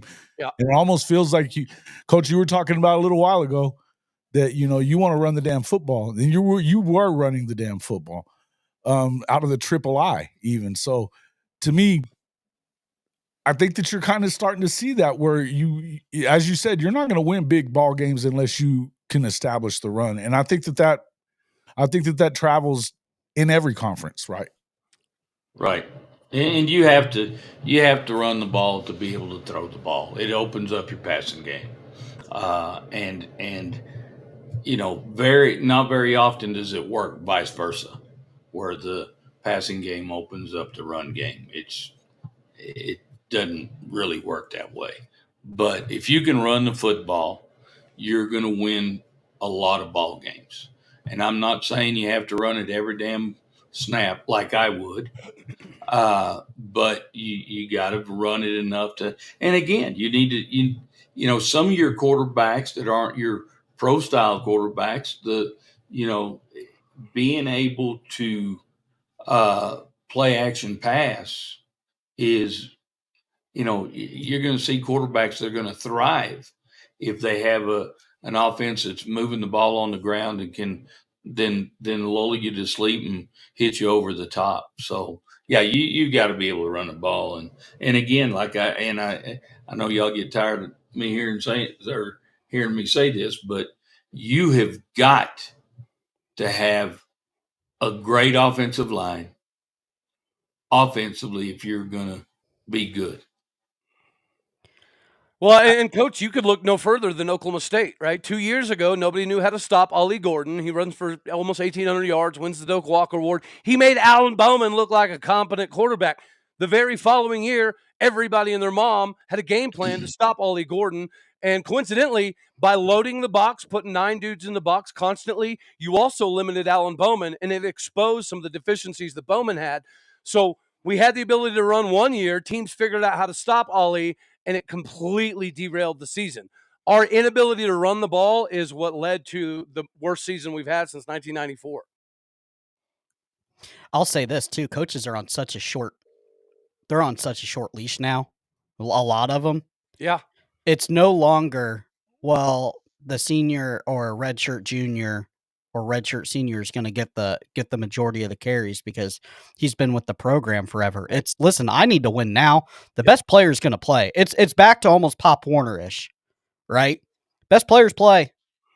And I got to tell you, I have a fucking problem with the senior playing just because he's a fucking senior. You know what? My job's on the line, and Jason can tell you this. I don't give a shit if it's a freshman I'm playing. I'm going to play my best football players because guess what? Just like you alluded to, if I don't win, I got to pack my shit up and go someplace else, and that means I'm pulling up my family roots, and it's just a bad scenario. So if there's any coaches that weren't playing the best, I'm gonna say you were a dumbass. No doubt about it. And I mean, that's the thing, and we want to see the best. Tell us how you really feel, Coach. Well, it does happen. The best player on the field, right? Though, I mean, as fans, I don't want to see, like last year, we saw a lot of that shit from where they weren't playing Xavier Robinson. I mean, shit, Seth Luttrell, and they played him 2 plays at the end of 2 games that insignificant time. They were going to lose it. And then when they decided to use him and they're like, oh shit, we're going to end up losing his red shirt here. He agreed to do it, but he was like, give me the ball. Well, then He has a great game against Alabama, a couple of touchdowns. And then he doesn't hardly get any touches against LSU. What the fuck?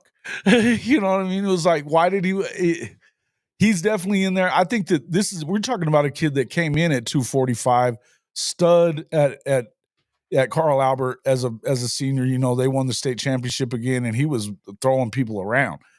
He even had, I saw one play that he had where he looked like the Reggie White deal, where he would one hand lift your ass and get you out of there, you know, the big dudes. But love seeing a guy like that. But and Shotty brought up the guy from Washington, Jonah Coleman, and he's a transfer from Arizona.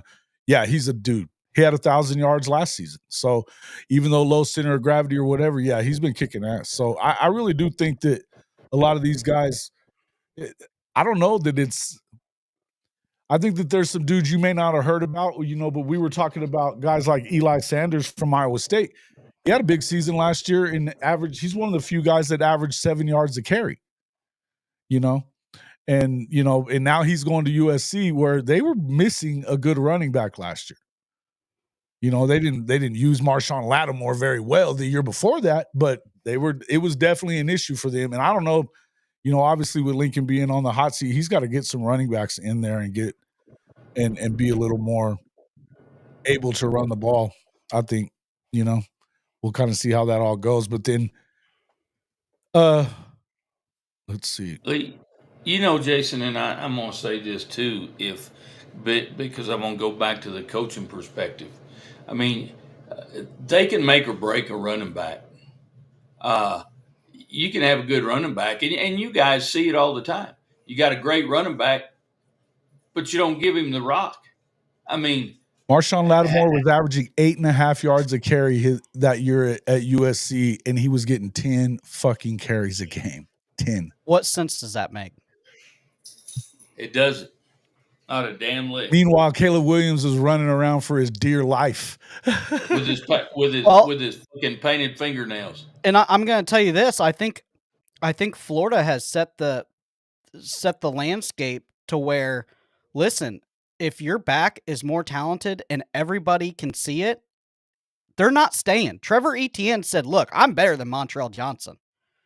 It just looked different, right? He just was way more explosive than Montrell. But Montrell was a year older than him. So it's like, fine, I'll go somewhere else. I'll go be a back somewhere else. And not only that, I'm going to go to your arch rival, Georgia.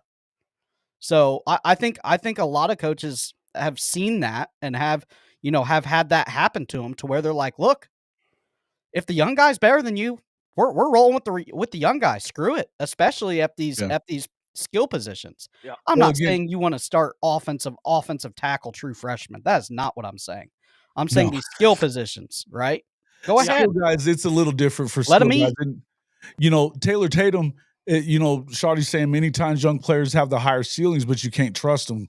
Look, I think that Taylor Tatum was an example of that. As explosive as that kid is with the ball, he also puts it on the ground a lot. And so if that's a problem with him that you had as a freshman, now he's definitely a guy that you want to, and I think he'll get it worked out. You know, sometimes kids have fumbleitis, but that was the issue with him. And plus he didn't run block very well. If somebody rushes for 1,200 yards and puts up, 25 touchdowns, you're kind of okay with 5 fumbles, right? Well, that's not what he did. But he showed explosiveness and stuff like that, but he also had some mistakes in key times that made it to where when he started putting the ball on the ground as much as he did, they stopped being able to trust him, I think, at one point. X-Rob became – it was almost because by this time now you had Javonte was out. So X-Rob became a necessity really to get him in the game because you didn't get the same thing from Gavin Sawchuk. You know, they didn't like Emeka Megwa very much. For whatever reason, the transfer kid that came in from, from Middle Tennessee or whatever it was, Sam, every time he got the ball, he'd get like 15 to 20 yards, but he just never hardly got any playing time, which was kind of odd. But there was a lot of weird shit that was going on with the offense anyway. But again, I think that, yeah, man, you got to play the best player at every position. I don't give a shit what we're talking about. Every position. But when it comes to fumbling, that's a development and technique problem. Yeah. That's all that is. Some of the best running backs that we have ever seen, Tiki Barber, Adrian Peterson, they had to change the way that they carried the ball because they had fumbleitis. Yeah. Hey man, it happens. It happens. But yeah, so tell us about that running back though that you were talking about. He's a senior now, right? At Oklahoma State. He kind of came on towards the end of the year, didn't he?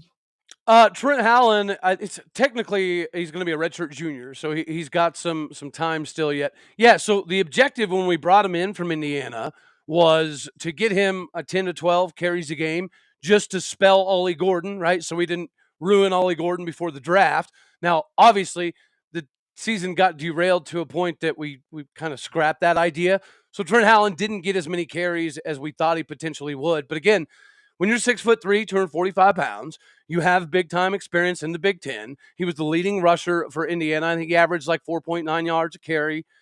That should be able to carry over. And I just saw somebody in the comments mention, is Oklahoma State going to suck this year? I tell you, I'm not going to be as high on the hog as last year after getting burnt by 20 returning starters and 90% of the mother effing roster. Okay. So I'm going to play it safe at 7-5-ish.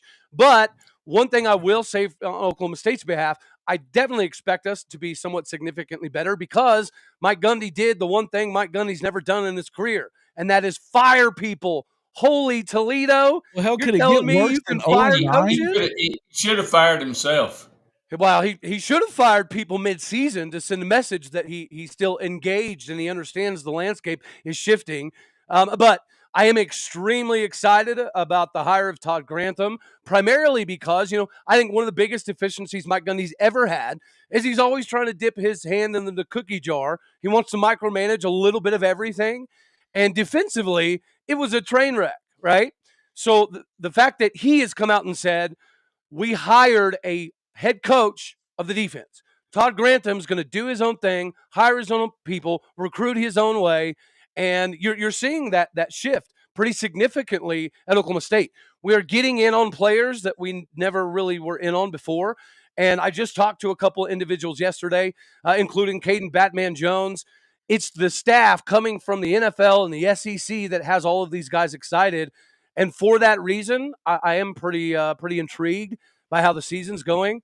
And we got guys like J.K. Johnson, former 5-star. Chendavian Bradley was a former 5-star. Mordecai McDaniel, I know it didn't quite work out for him at Florida, but from a technical aspect, he's got all the skill. He's got all the ability. If he can learn to take better attack angles, I think he could have a massive season. Some of the guys that we brought over from the defensive line, Kyron Duhan was one of the top defensive ends coming out of UTEP. He had offers from SEC schools, Big Ten schools, and we were able to land him. So I'm pretty excited about this upcoming season. And, of course, Haas Haney, right? Is he going to beat out Zane Flores, Garrett Rangel, Malawake Smith? Maybe, maybe not. But when you have a quarterback that runs a 10, 6, 300 meter, it's going to be hard not to get him on the field. So I don't anticipate us winning the Big 12, right? I'm not going to jump off of that cliff again. But I do think that there's no way with 25 new coaches that we don't see at least an uptick in ability. Did I hear Todd Grantham? You did. Third and Grantham, yes. Third and Grantham. That's right. Yeah. That's right. Did that has that bitten you this past year? The third and Grantham? No, we just got him. He's only been the coach for like a month and a half, 2 months now, but the players love him. Like, the day he got to campus, he had a meeting with Justin Kirkland, right, returning defensive tackle. And I'm really excited about his vision because, his vision is something that we're not typically privy to in Oklahoma State. Every coach in the past has had to come in and run the Mike Gundy system, right? They had to do the Mike Gundy thing. This is entirely different. Defensively, Grantham is not he's doing his own thing, which is something we've never really seen before. The last coach that did his own thing were Dana Holgorsen and Todd Monken. And what are we doing? Winning Big 12 titles. Ever since those guys, Mike Gundy's micromanagement, I feel, has been a limitation for Oklahoma State. And even if Todd Grantham is still third and Grantham, he has brought us some transfers that we used to not get, and he's opened some doors in recruiting that we're typically not in. So we're excited. we're excited about Todd Grantham. And Yeah, here's the Well, deal. and I think If you ask Mississippi State fans, they swear by him, right? They think he's the greatest coach in the world. He's the one that got away. You look back to some of his NFL. When he was with the Saints, he significantly improved their capabilities, especially up front. So he does have a phenomenal track record. And on first and second down, he's an SEC legend, bro. Well, and I definitely think if he's allowed to truly run things, I think they'll definitely be better. And the question that I have for you, and I think you've already alluded to it, but the mindset that Oklahoma State was going to be the kingpin of the Big 12, where's that mindset at this point? People that That's are not negative fair. and voicing their opinion are the same ones that can't pay their own bills. I thought that was Professor. I was about to say, dude, you have a really good Gundy voice. How much longer do you guys stick with that cat? His new deal is 4 years. His new deal Every year it's 4 No, years. no. They canceled all that. Oh, yeah, okay. and now it's not as much of a buyout either. If they his buyout went from 24 mil to 15 mil, and his salary went from like 7.6 to 6.7. I'll say this: Todd Grantham's going to get players. Todd Grantham's going to put guys in the league. My problem with Todd Grantham is when you really need to stop, he tends to not do it. Right. I think he gets too exotic. I think that he works well when he has the best athletes on the field. Right. And some of the best pass rushers on the field. I think his defense is lights out. But when he doesn't, watch out. Well, you Guys, know what? I don't know if you watched any of and roll. Oklahoma State last year, but it ain't getting worse. Hold up real quick. All right, Coach. Appreciate you coming in, man. Y'all have Hey, a good Coach, one. I have one question before you bounce, buddy. With all of this turmoil happening with the Big Ten, SEC, and kind of trying to extradite the Big 12 and the ACC, does this exacerbate the situation with Notre Dame possibly finally joining the ACC, or are they going to stay independent? Why should it? Well, we're having our cake and eating it too.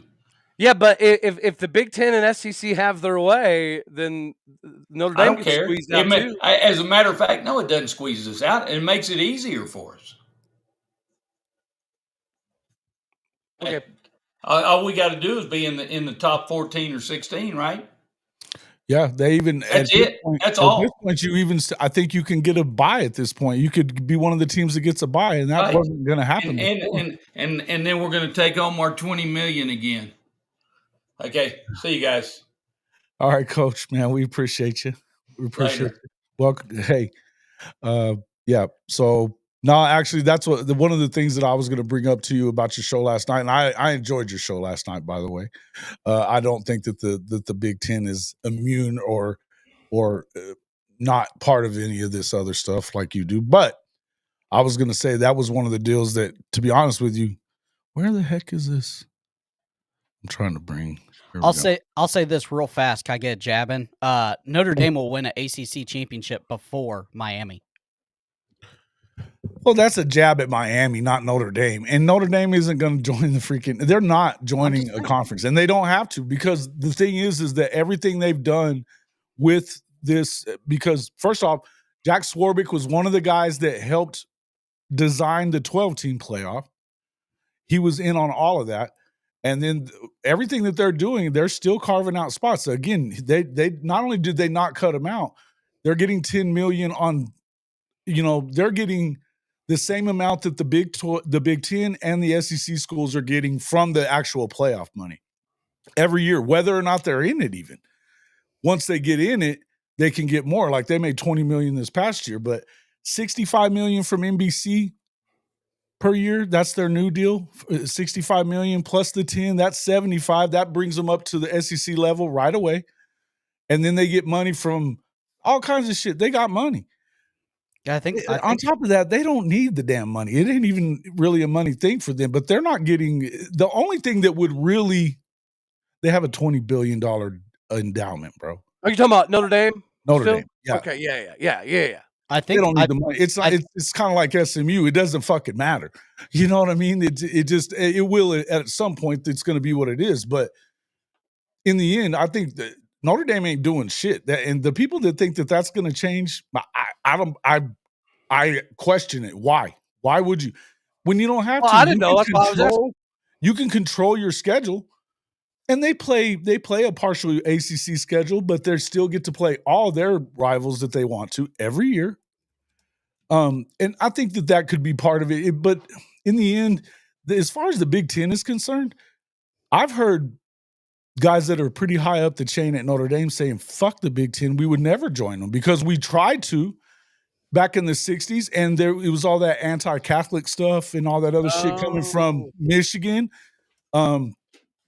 Or it was it was from Michigan for sure. That's one of the things that, like, that was back in the 50s and 60s, though. They're, as far as they're concerned, they're never going to fucking do it. Now, I think they would join the SEC first.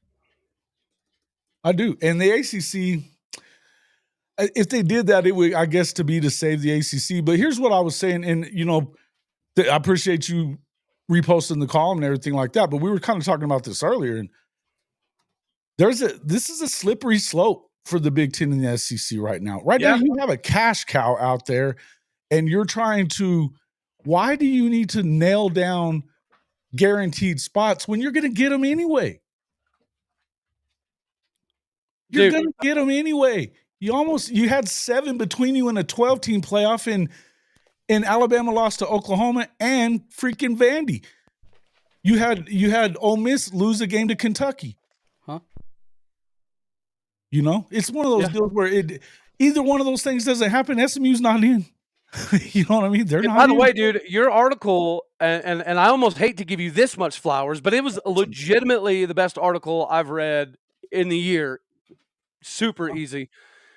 That was phenomenal. Thanks, that man. was absolutely phenomenal. Appreciate And the only reason I didn't kind of lay into the Big Ten as much is because, for better or worse, Greg Sankey has been at the forefront of making some of these drastic idea changes. Greg Sankey was the one who pitched the idea about the super conferences years back. Greg Sankey was the one who pitched the idea about getting rid of the NCAA and having our own third-party entity that governs college football. And now it almost feels like, once again, Greg Sankey is leading this ship. Of course, Big Ten's involved. And yes, there's obviously some improprieties that happen in every conference. The Big Ten is not excluded from that. But the Big Ten has been kind of quiet. Meanwhile, Greg Sankey has been hooting and hollering at every turn. Well, I think overall, and like Tony Petitti is kind of newer to. Obviously, he's newer to the job, right.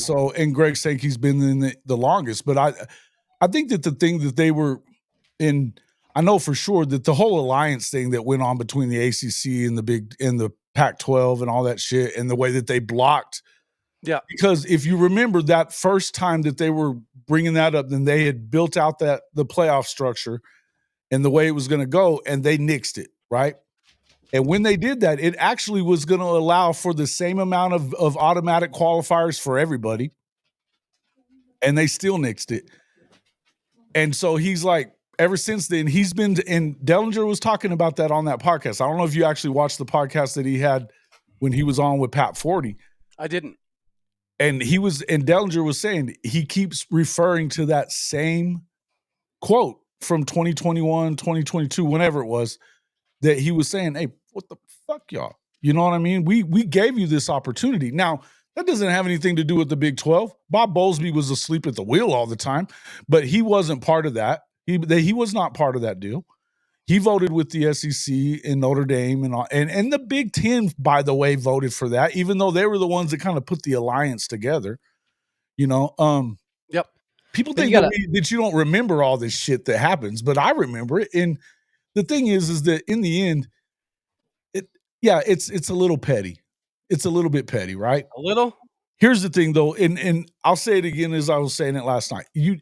The few things that I think were wrong with the playoff structure, I think the auto seeding is shitty.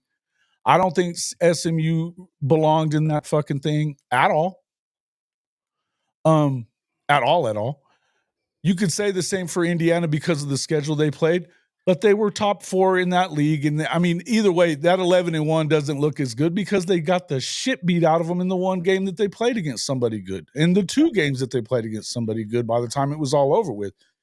In the end, you could have made a couple of little tweaks to the system and not taking a sledgehammer to it like this. Now, if they go through with it, now ESPN is actually saying, don't do this. You're stupid. Don't do that. You cannot alienate 75% of the country and still have it be as lucrative as it is. It's stupid. It's bad business. Well, and you guys know how many old school, people that followed college football religiously. There's a lot of older people that don't even mess with it anymore. It's already too convoluted and crazy, and they can't keep track of the rosters, and they don't understand the NIL. So you've already transfer portal drives people fucking insane. So you've already alienated a certain portion. Why would you absolutely destroy the rest of the country that is still hanging on to loving collegiate football? Let me say this real fast. Everybody wants to hang the blame on the boogeyman, Greg Sankey. What's Greg Sankey's job as a SEC commissioner? Make money. Make money and put the SEC in the best position to be dominant in college football. That's his only job. Yeah, but so why is everybody mad? Why it's everybody? All the other commissioners are falling asleep at the wheel. I'll tell you why everybody's mad, because this seems blatantly obvious that Greg Sankey is butthurt that Alabama didn't get in. He's butthurt about some of the things Lane Kiffin was saying. And more importantly, he's irritated at the fact that Boise State and Arizona State got those buys and got that extra $8 million when he feels like more SEC schools should have been more viable candidates for that. I feel like that's the thing. Is he doing his job? Yes. Is he doing a good job? Yes. But for perception purposes, this looks clearly like a butthurt decision. And I will also add that if the Big Ten didn't make more money than the SEC and the Big Ten didn't win back-to-back national titles, I don't think the SEC would be including the Big Ten in half of this either. If Greg Sankey was still the king of everything. I'm not saying that I necessarily blame him for what they're trying to. I mean, I get it that that's his job to do that, and I'm not hating on the SEC or anything any more than anything else. I just think that there's a line that we're flirting with at a time that you don't have to do it, because in the end, they were one stupid loss for both of those teams away from having 4 teams in the playoff anyway. You add 2 or 4 more teams to this playoffs deal, there's no way you get less than 4 ever. But you don't have to bake it in whenever you can't bake it in before the damn season ever starts and expect people to be okay with that shit. And it's not even necessarily about Sankey, or I'm just saying it's about the entirety. Look, outside of the SEC and outside of the Big Ten, they're like, fuck the Big Ten and the SEC. And rightfully so. We say the same thing about the other conferences too. But the point is, you got to look at it in terms of in the end, it's numbers.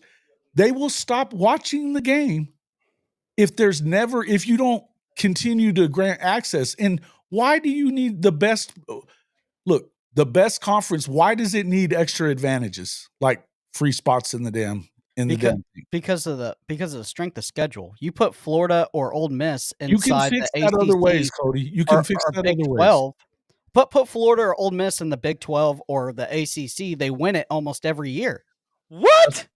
Bro, you were higher than a giraffe's vagina with that. Okay. Big 12. Big 12. Who was when Texas and Oklahoma were in the Big 12? Who won it 98% of the time? OU. That was before the NIL. That was before the transfer era. Like, what are we talking about? Look. There's you saying that Florida would win the Big 12 is insanity. It's not. Okay. The talent level, just the recruiting. Look, it's like I said in the deal. There's like you already. Who's recruiting at a SEC level in the Big 12? Dude, okay, so I'm glad you brought that up. Is it true or not true that when somebody leaves the ACC or the Big 12 or a G5 and they go to an SEC school, they automatically get a bump in recruiting? Yeah. Anytime somebody leaves an SEC school and goes to a Big 12 or an ACC school, they lose ratings. And this happens in high school as well. So don't give me this fallacy about the recruiting Okay, application, so who won? numerically speaking. Who won the Big 12 this past year? Arizona State. Okay. And they should have beat Texas. Texas was bigger, faster, stronger in a lot of areas, but you cannot sit here and deny that there was some guys, the argument shouldn't be about this. Look, I understand you're never going to agree with on this part. The point that I'm trying to make, and this is the only. No, I would like a justification for him saying that Florida would win the Big 12. Okay, where the fuck fine. does I'll that let even you come guys from? do that. I'll let you guys do that. I just want to just get this out before we do any more of this. The bottom line is, it doesn't matter whether they can win it or not. It doesn't matter. If you give them, you have to give the other conferences access to the field, or else at some point you lose the other conferences and you lose interest. Well, and my biggest complaint with Mr. Dorkosaurus Rex, Greg Sankey himself, is he's willing to completely destroy the remaining portions of college football for the benefit of the SEC, which is, again, his job to some degree. But how does he really think that extraditing the rest of the country is going to be good for college football? And how is that going to be good for the SEC? You're losing a massive amount of fans if you do continue with this. Because as it sits right now you're getting a viewership because exactly what I was saying. Teams from the Big 12, teams from the SEC, teams from the G5, when it comes down to potentially getting into the playoff, they're watching the SEC games because they want to see what the battles look like. They want to see what they could potentially end up playing. So if you completely, push everybody else to the side, how does Greg Sankey think that that's good for business? That doesn't even make sense to me as a businessman that has been massively successful. It doesn't make any sense. When you monopolize something, you shrink its potential capabilities, in my opinion. So he's being very nearsighted and selfish. It's not just, but it isn't just him, though. I'm going to say this. The Big Ten is just as much a part of this shit as the SEC is. They're just as much a part of it. It's going to take both. They're the ones, they are both in control. Now, and I would say this about the ACC and the Big 12 too, and hear what I'm saying. It was chicken shit as all hell to agree to allow them to control it all. They gave up the money last spring. We didn't know about this other part until Dellinger brought it up. Then they gave up complete control of how the playoff was going to be. You got to call their bluff on that. Don't be a bitch. Well, I think the NCAA, the presidents of the universities, don't get me wrong. Yeah. But you, as the commissioner, you have to be able to talk your presidents into what needs to happen, because there's no way that you can lose that much of the country and still it's a good product. And there's no way I believe that Greg Sankey's stupid. There's no way I believe that Tony Petitti's stupid either. They know better. Now, I think they may be doing a big, long bluff here, but I think before it gets, look, ESPN is telling them this is not the way. This is not the way. If ESPN is doing that shit, and nobody believes in ESPN anymore, for fuck's sake, but they're even saying it. Nope. Even we wouldn't do that. Which is a little ironic because it does seem like the NCAA, to some degree, is kind of an extension of the SEC, and I think you could say the same about ESPN. So, but ESPN's also, this is a business, right? The ESPN has contracts with the Big 12 that extend for X amount of years. So even if the ESPN doesn't like the Big 12, right? Even if they don't think that we provide the same viewership, the same numbers, the same capabilities, it is still dollar bills. They did still, pay the Big 12 an exorbitant amount of money to have these TV contracts. So I do understand it from their perspective. And I think it does make a lot of sense that ESPN would do this, because even though they understand the landscape of college football is changing, I think they also realize that the more you alienate the fan base that is already kind of reeling because they can't keep up with their team and their rosters anymore, this would be like the final straw. I don't think there's any two ways around it. I just think that, and look, like I said, I am a fan. I'm glad that Oklahoma's in the SEC. I'm excited about it. I don't want to see this game go away. And the popularity, this is a fragile time. And look, at some point, if you do, and I think here's the one thing about it. There's some of the stuff that they're talking about that is actually kind of cool. right? Some of the ways that they're talking about doing stuff within their own conferences, playing more games against each other, going to the nine game conference schedule that allows you to play everybody in the conference every 2 years at least, and you're saving rivalries too. Rivalries are an important part. That's something there's some things that are fine. That's bigger than the playoffs. Well, in the Big 12, that is my one downside to Brett Yormark is, other than the Holy War, all of the potential rivalries in the Big 12 are going away. Like Farmageddon's being played this year, but I don't think it's being played the next 2 years. Oklahoma State doesn't play Utah this year. Oklahoma State didn't play Texas Tech last year. So any ability to potentially build rivalries is something the Big 12 is completely missing out on. They're missing on a few things, you know what I mean? Yeah. And I think that Brett Yormark is a smart dude as far as business-wise and stuff like that, but I don't think he knows shit about running the football league. He just, you know what I mean? Like, their scheduling, everybody was bitching about the scheduling last year. Oh, yeah, the scheduling portion has been the whole tiebreaker situation has been shitty for 2 years. We don't know, you don't really know what's going on. I think there's some things that he's missing the boat on. But, and I'm telling you, you have to be able to talk your presidents and athletic directors into saying, fuck you, we're not doing that. You have to. Because to me, I mean, that's a gutless move, man. What's the worst thing that can happen? What would happen anyway if you allow this shit? You know?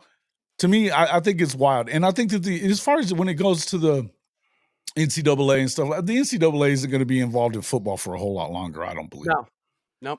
But they need to, Jake Crane was talking about it on his show, they need to, when they do appoint a commissioner, he needs to be not involved with any of the conferences. They need to be a third party, you know, and let them come in and do it the right way.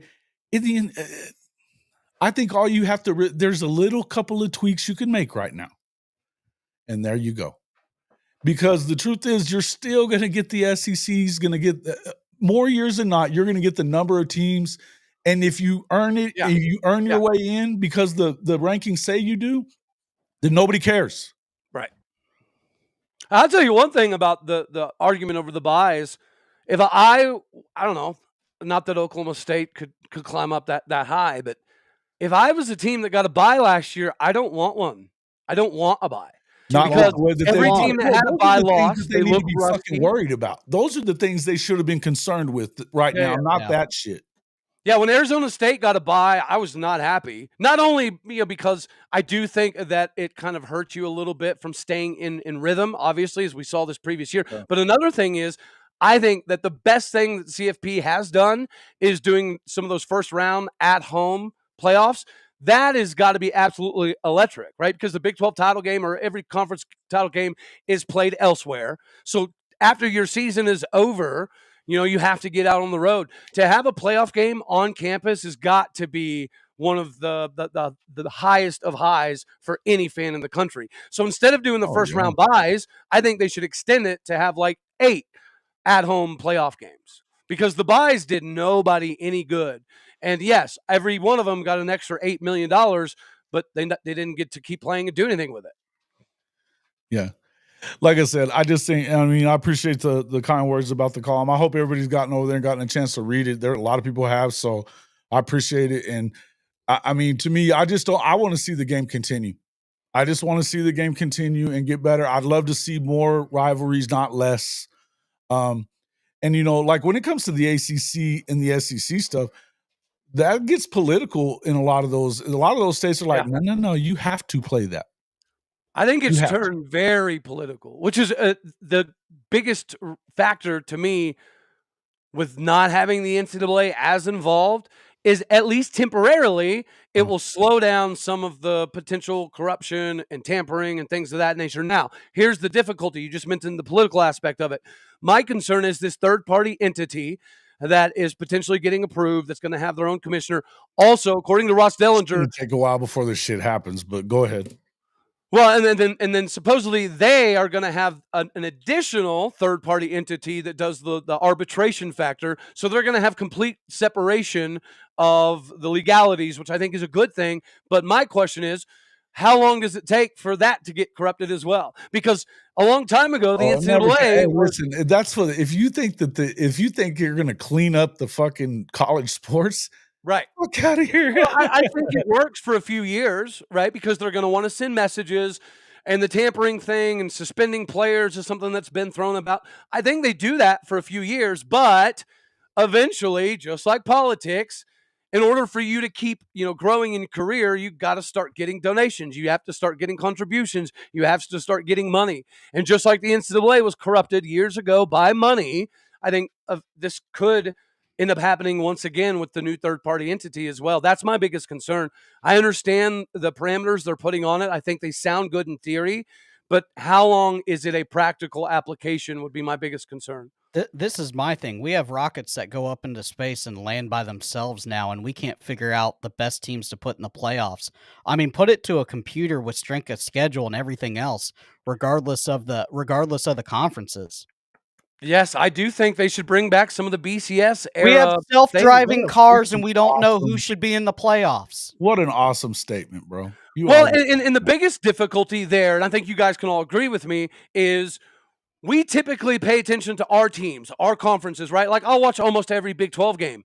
I'm not watching an exorbitant amount of SEC and ACC games. Of course, I want to see what Georgia's doing. I want to see what Alabama's doing. Everybody in the country does. We want to see what Clemson's up to. Is Florida State going to rebound? But by and large, everything happens in a vacuum. We pay attention to our conferences, and we don't really understand everything that's happening outside of the conferences. So, yeah, I do think there's some good things that are practical here. And as he just mentioned, the difficulty is we all know that the CFP committee, you remember that little video clip they showed this year of them all sitting around drinking wine, pretending to watch college football. That's the issue is the CFP people, they don't watch college football. They're going to watch Alabama versus Georgia, of course. They're going to watch Clemson versus Florida State, of course. They might watch a Big 12 title game, but they're not paying attention to Arizona State versus Cincinnati. They're not paying attention to Vanderbilt versus Mississippi State. So I think that you do need to bring some of the computer elements back into this equation because if you're relying on human eyeballs, there is no physical possible way these individuals are watching. That's one thing that I think that they were going there by trying to do the auto bidding. They're talking about, okay, well, if we don't have to worry about wins and losses, we can play whoever. Now that sounds good in theory, right? Right. But they're also, but when you start talking about that, I also think that, look, it's going to be subjective. My favorite argument about the whole deal was when they started talking about we don't want to punish people for making the conference championship game. Well, the Big 12 had 4 teams tied for number 1 and only could put 2 in there. And they only got 1 in. Yeah. Well, and I think you mentioned earlier, Brett Yormark has kind of done some things that aren't exactly massively beneficial to the Big 12, that being one of them. Because last year, I hate to say this even, right, because Iowa State's part of the old school Big 12, so I want to rep the Cyclones. But the latter half of the season, the Cyclones weren't blowing people out. They weren't winning convincingly. They weren't putting up big numbers. Meanwhile, BYU and Colorado looked very, very good. 2 years ago, they were expected to finish like almost last, and they're back. Iowa State's done a good job. You got to give some I know that, but I'm saying they were not the second best team in the conference. But BYU, look, what I was saying about SMU was shit. They didn't have a single signature win, quote unquote. They had 2 lost to BYU. signature losses, and they didn't even score a fucking touchdown against BYU at home. You know, it to me, I hated the way it was set up, but in the end, that's why the argument was there for. Look, you can say what you want about Alabama, but they beat Georgia. You know, they beat the shit out of LSU on the road. They had some big wins. Yeah, they lost it. Vanderbilt was a lot better football team than they normally are. And they lost to Florida at the back half of the season when nobody wanted to play Florida because they were on a burner at home at Florida. Yeah, I mean, the thing is, top to bottom, there's no argument. I mean, when you look at Indiana, they had the 110th worst fucking strength of schedule in the country. And I lived Indiana here. Was terrible. And SMU's wasn't far behind it. It was pretty damn similar. Yeah. In the end, you got to look, if you're going to tell us that strength of schedule matters, it should matter. Right. They were trying to take some subjectivity out of it by what they're talking about and just making it about this conference standings or whatever. That's fine. But I still don't think that you can do that. What you can do is say, no, the strength of schedule has to be, if I've got a better strength of schedule than you, I don't give a shit if you got less losses. Your schedule sucks. Well, I think Professor absolutely nailed it. You have to bring some of the statistical data into this equation because there's always going to be some degree of political favoritism. Look at Florida State a couple years ago. Did they deserve to get in? Absolutely. Was there a justification for them not getting in? Maybe. The quarterback scenario, possibly. But they won their conference in the regular season. They went undefeated. They won their title game. And yes, the backup quarterback's not the same as the starting quarterback, but I think that if that was an SEC school, respectfully, they would have gotten in, regardless of the quarterback scenario. And that shouldn't happen. There is still favoritism happening in the CFP, and there's a bunch of individuals that don't watch college football. They don't seemingly know a whole lot about the process of college football, yet they're the ones that are making the determination on who the top teams are. Which team was that? Which team was that? That you were talking that you Florida just said? State. Florida State. Well, Florida. This is my only rebuttal against Florida State, and take the Florida fan out of it.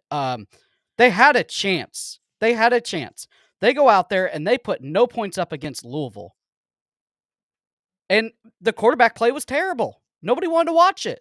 So, if they come out and their quarterback play was halfway decent, the kid throws for 250 yards and they run the ball well and they get 4 or 5 touchdowns. It was a sleep fest. I mean, the ACC championship that year was terrible.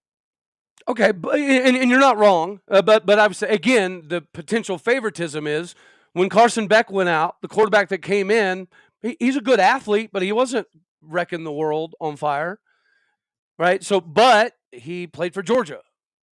Therefore, I don't know. I still feel like there needs to be, again, the computer element to this ordeal, because what you just mentioned, I think, accentuates my point that if it's right for one conference, it should be the same for the other conference, but that's not happening.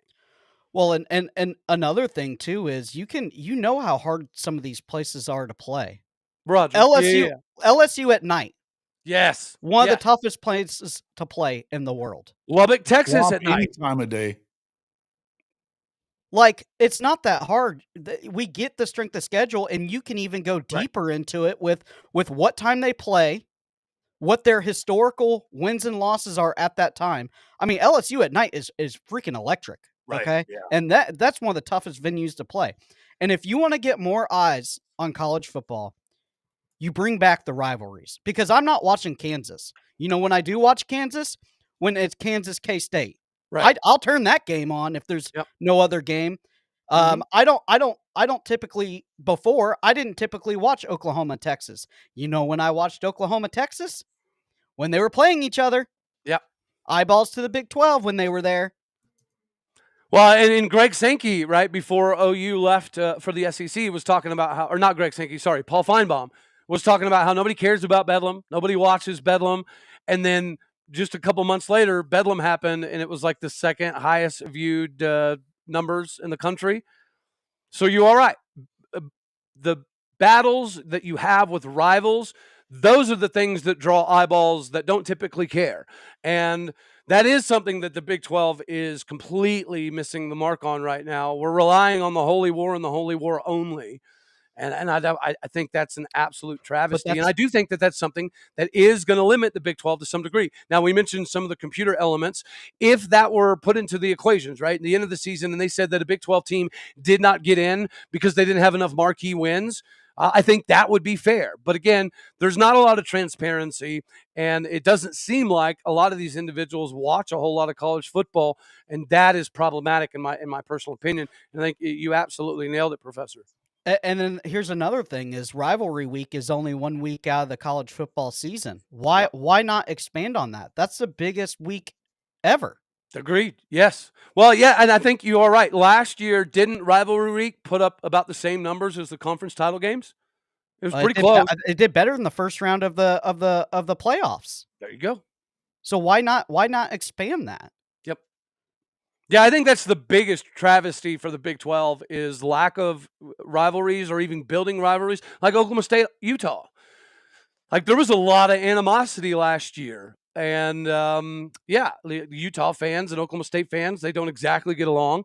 Oklahoma State and Texas Tech is supposed to be a somewhat natural rivalry, but we didn't play last year. And this year we don't play Utah. And again, they're changing Farmageddon in a couple of years, which I think is an absolute travesty. The only rivalry game that's going to be played every single year, no matter what, to my knowledge, is the Holy War. And that is just stupid. I think they need to get back to Oklahoma State. Yes, Every dude. year. Thank you. I think Florida should play Miami at least every 2 years. Yeah. Yes. Yep. Well, why can't we have Mike for the Bedlam deal? You can thank mediocre Mike for that. But you're gonna hang on that until your deathbed. Ain't fact. you? It's a fucking fact. So No, it is what it that's is. a lie. It's a fact that he was acting like a little baby about it. That is a fact. That's a fact. Yes. But it's not his fault they're not playing. I don't know why you keep trying to push that up there. Oklahoma was willing to play. He wasn't. Well, It's a fact. Everybody complains about these conference realignment and stuff like that, but you're giving birth to new rivalries. Real quick. Good, yeah. Real quick. Let me do something real quick here. Hey, Brown. Dude, Taco Tech spent $15 million with their billionaire. That wouldn't have put them in the top 10 spenders in the fucking country last year. It would. This year. Yeah. No, they didn't spend those $50 million last year. That's 15 million. It didn't even, that wouldn't even have put you in the top 10 last year. It won't get you in the top 20 this year. And $4 billion, I know it sounds like a lot of money. Right. That ain't Phil Knight money. It ain't. And it isn't going to continue forever when they don't fucking get it done, because they don't get it done at Tech. They think they're a basketball school. Do you know what happens when Phil Knight dies? That's a good question. Because I can tell you when Boone Pickens died, this has turned into a train wreck. Look at the Board of Regents stuff. Like there's a power vacuum at Oklahoma State, and somebody wants to be the next Boone Pickens, but nobody has Boone Pickens money, and nobody wants to put up half of what Boone Pickens did, and it's turning Oklahoma State into a little bit of a shit show right now. It's said that 60% of his wealth is going to go to Oregon athletics. Really? Yeah, he wants Oregon to be good. That's awesome. That is awesome. You imagine, guy dies and he's worth cajillions of dollars, and hey. Well, look at what they're doing now. Every day the Ducks aren't going anywhere. Oh, no. And that's what I'm talking about, new rivalries, right? Ohio State's been the king of the mountain forever, and the Big Ten pretty much, right? I mean, them and Michigan go back and forth. Michigan doesn't spend the money like like Ohio State does. Oregon said, we're not only here, we're going to win the championship the first year, we're going to beat you, and we're going to try to outspend you. And they've done all of that. Yep. Yeah, I mean, I do think you could make the argument that they were the best team in the country last year in the regular season. Yeah. They just peaked at the wrong time, and that happens. Yep. But every day, it seems like Hayes Fawcett's dropping a graphic. They got another transfer. I'm like, where are you keeping all these cats? Where's the roster limit? Yeah. Yeah, C.J. Donaldson from West Virginia, I think, is going to be big for Ohio State. Obviously, Will Howard was pretty big for Ohio State. And that's a story in and of itself, but but he couldn't get it done at K-State though. He won a Big 12 title. I don't know, man. But he also had games to where he pissed down both legs. He did. Yes, absolutely. Every coach has. He never had that. I mean, you go. But don't you think K-State was kicking themselves watching that national title game? Dude, you had a two-headed fucking monster in the backfield, and you got the three-headed monster in the freaking receiving room. Fuck. What were you? He shouldn't have. I mean, be honest with you, he should have won for sure. You know what I mean? All you have to do is not fuck it up. In that, I mean, yeah, I don't know. I mean, look at Miami. Best quarterback of this year's draft. all those weapons, and they pissed down their leg twice. No, 3 times. They couldn't beat Georgia Tech. They couldn't beat Syracuse. And then they pissed down their leg at the Pop-Tart Bowl after spending millions of dollars. Hey, you show some love for the Pop-Tart Bowl, baby. I do like me some Pop-Tarts. It is honestly wild in Big 12 country. That is the most talked about bowl for whatever reason. I don't know, but it's kind of funny. Good. Hey, good for them. The big Pop-Tart popping out thingy, which it looked ridiculous to me, honestly. Well, I was like, what are they doing? But it's worked from a marketing perspective. That big goofy Pop-Tart eating thing has become pretty popular. It's like anything else. What matters? Eyeballs and money. Well, I wish the Mayo Bowl would go back to dumping mayonnaise on people. That would be kind of cool. I wouldn't want to be the coach that gets covered in mayonnaise. I can tell you that much. The Mayo Bowl.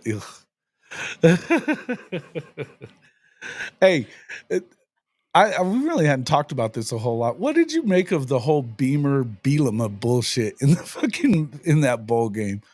What the fuck, dude? Like, Bielema would have just did this, thunk, if he'd have gotten over there around him. Hilarious.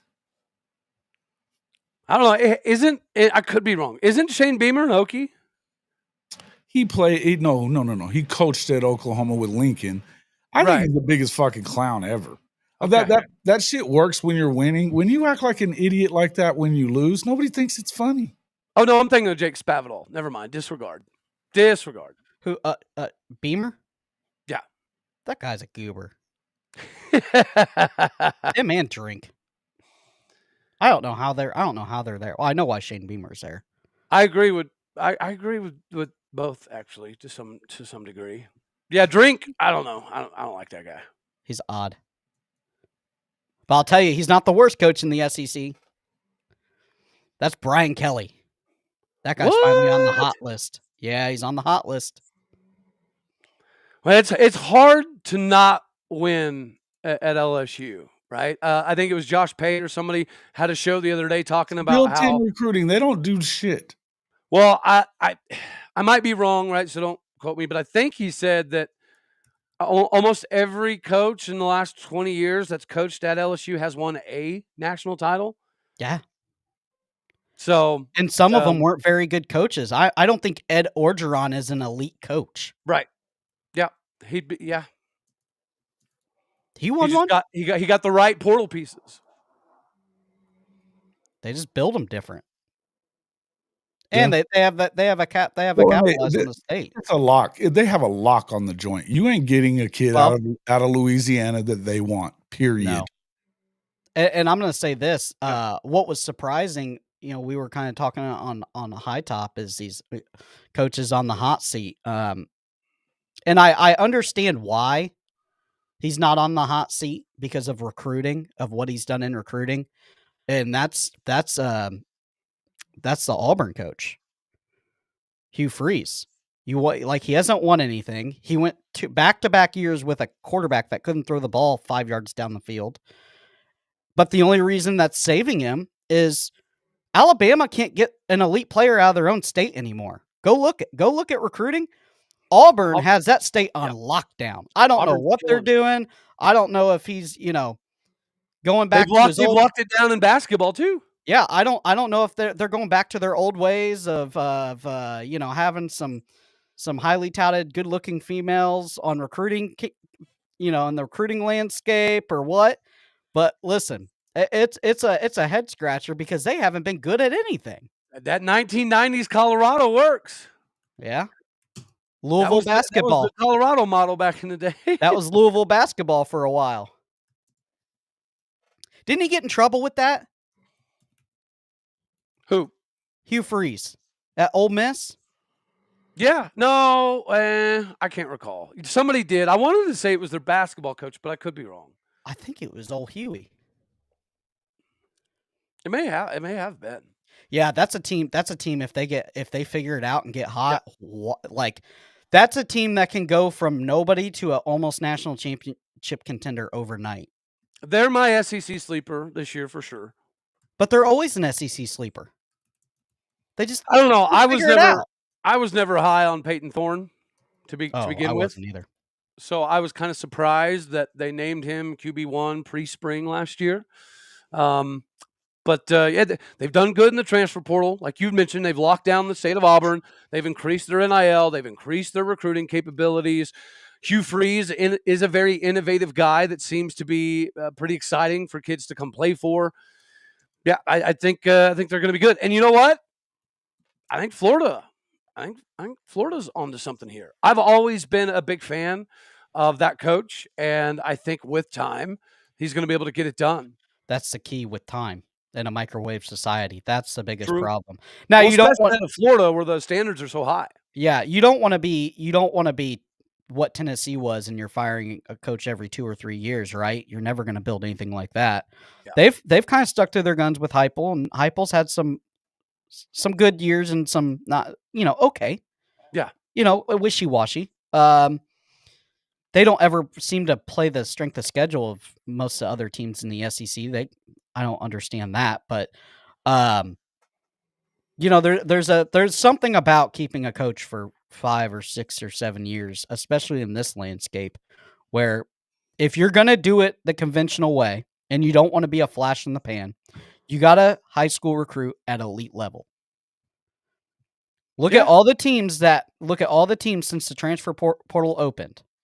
TCU, how good have they been since that 1 year they hit? Florida State, they went from elite to 2-10. You see these teams that load up in the transfer portal. It's a gamble. You can do it, you can hit, but you can also swing and miss. But I think you bring up a phenomenal point, and I do think that some of these new shifts and potential, changes to the current structure of NIL and everything, with the universities being able to, distribute that 21 million or whatever the number ends up being, I do think that is going to be beneficial because now it's going to give incentive for players to stay, right? And up until now, the only incentivized thing that players have is more NIL. But I think you could potentially do things like, your second year, you get X amount of increase. I think that could be good for college football. And it could show the teams that have still been recruiting and developing high school kids as opposed to the teams have been completely reliant upon the transfer portal. Like Deion Sanders proved, you can bring in 55 new dudes and make it happen. Indiana is the same thing. It's proven that it can be done. But I think with this new shift, if it does in fact transpire the way it looks like it's going to, you're going to see the teams that were able to build up some of the freshmen to sophomores to juniors, as opposed to teams that are completely reliant on the portal every single year. So I think that could be good for roster management. Do you think as this, obviously there's going to be teams that just have more money than other teams, right? Ohio State, Oregon, Texas, to name a few. SMU is going to be a something, right? Because they just have so much money that it's ridiculous. So with some of these other teams getting this revenue share and not having to rely 100% on NIL, I could see it going back kind of to the old ways where it's flatter across the board and kids go to that school for the colors and the fight song and the logo, because it's flat across the board. I mean, you'll have your onesies and twosies that absolutely ball out and you got to pay them or they'll leave. Right. But I don't think that's 98% of the roster like what we have seen. Yeah, I mean, there does need to be some sort of incentive to keep guys at school other than just more NIL. Because again, we mentioned you've already lost a certain section. You have to recruit on more than money, dude. Correct. And right now, I don't think that's happening a whole lot, right? It's another great point by the professor. There is still guys that are going because they grew up loving the school and things of that nature. But more often than not now, people are transferring. They don't really care about the city. They care about the tradition and the history and the colors and the brand right? They're just there to statistically help themselves get to the next level and make money at the same time.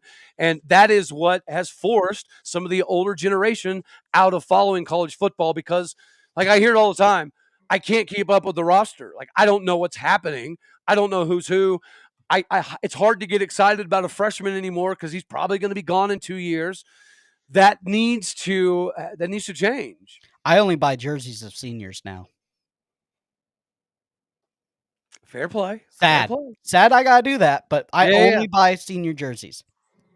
If you're a senior and I like you, I'll buy your jersey. If not, and the love of the Just get it school, without the placard on the back, the numbers change often. the love of the school is what allows you to endure horrendous seasons, right?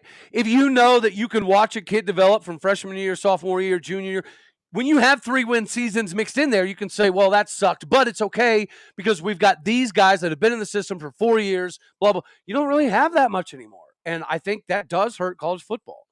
Somebody just mentioned in the comments a little bit earlier that the viewership from the national championship was down like 12% from the previous year, which is somewhat indicative that you've lost portions of college football fans. I think part of that, though, had to do with the fact that you were playing on a Monday instead of Saturday night. I still think that's dumb. Wasn't it Inauguration Day, too? There's a lot of shit going on that day, right? There was an NFL. Wasn't there an NFL, something NFL? I don't think there was an NFL game that night. What was the justification for doing it on a Monday? That was weird.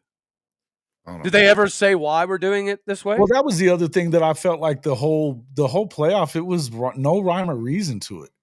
Except, I mean, by the time of the year that they were doing the playoff, you were getting into the time of year that the NFL plays Saturday games. Yeah. You know, so that had something to do. But you're having Thursday and Friday, and it's like I don't think I think there's something that a college football game and an NFL game cannot be played on the same day. Oh, really? Yes, I think that's I think that. Let me look it up. I'm almost 100%. Yeah. Anyway, there was a lot of shit that was going on that day, and I don't know that it's. I don't think that overall I guarantee you made more money because there were more games. That makes sense. But I mean, I guarantee. Well, but I don't know. I think that in the Midwest, it probably had more views than anything, but maybe the game. Right? What? Anything aside from Ohio State, Michigan, it had probably more views in the Midwest than anywhere. The Natty?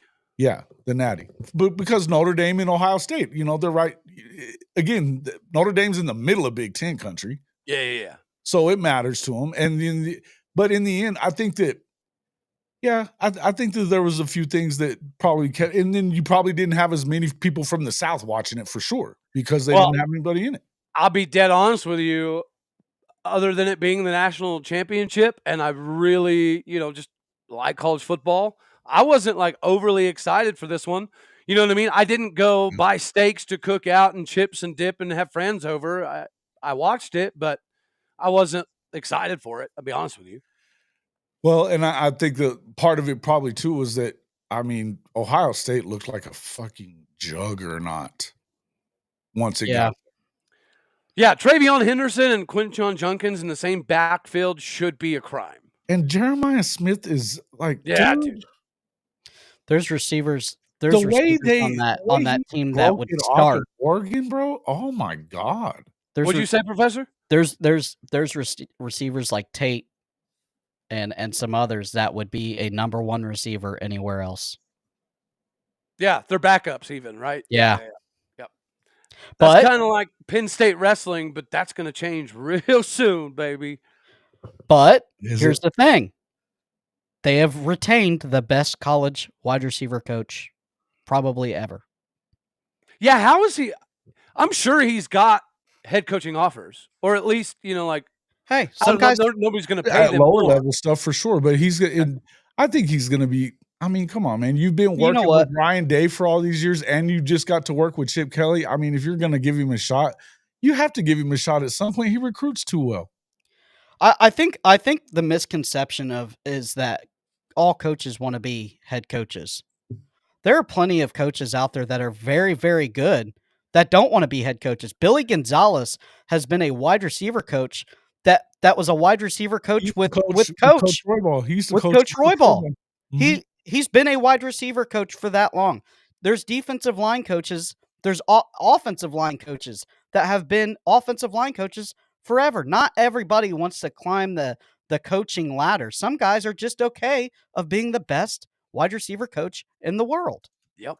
Why be the best if you could be the best wide receiver coach in the world? Why take the step and possibly be a mid-level OC or because a you can get terrible head $50 coach? million and not even have to finish out your fucking job to get it. But you don't think that he's made plenty of money? I don't think he made $50 million as a wide Let's receiver. see how much he coach, made. brother. Let's see how much he's making. Well, and he's also an Ohio State guy. Yeah. So I'm sure that the heartstrings play a factor here as well. And you know what, dude? You mentioned that's a great point that I actually didn't really think of. I did an episode a few weeks back about the transfers that we're getting because of Todd Grantham and how I think he understands this has got to be a big year for him because if he's ever going to be a head coach, he needs to use Oklahoma State as a launching pad.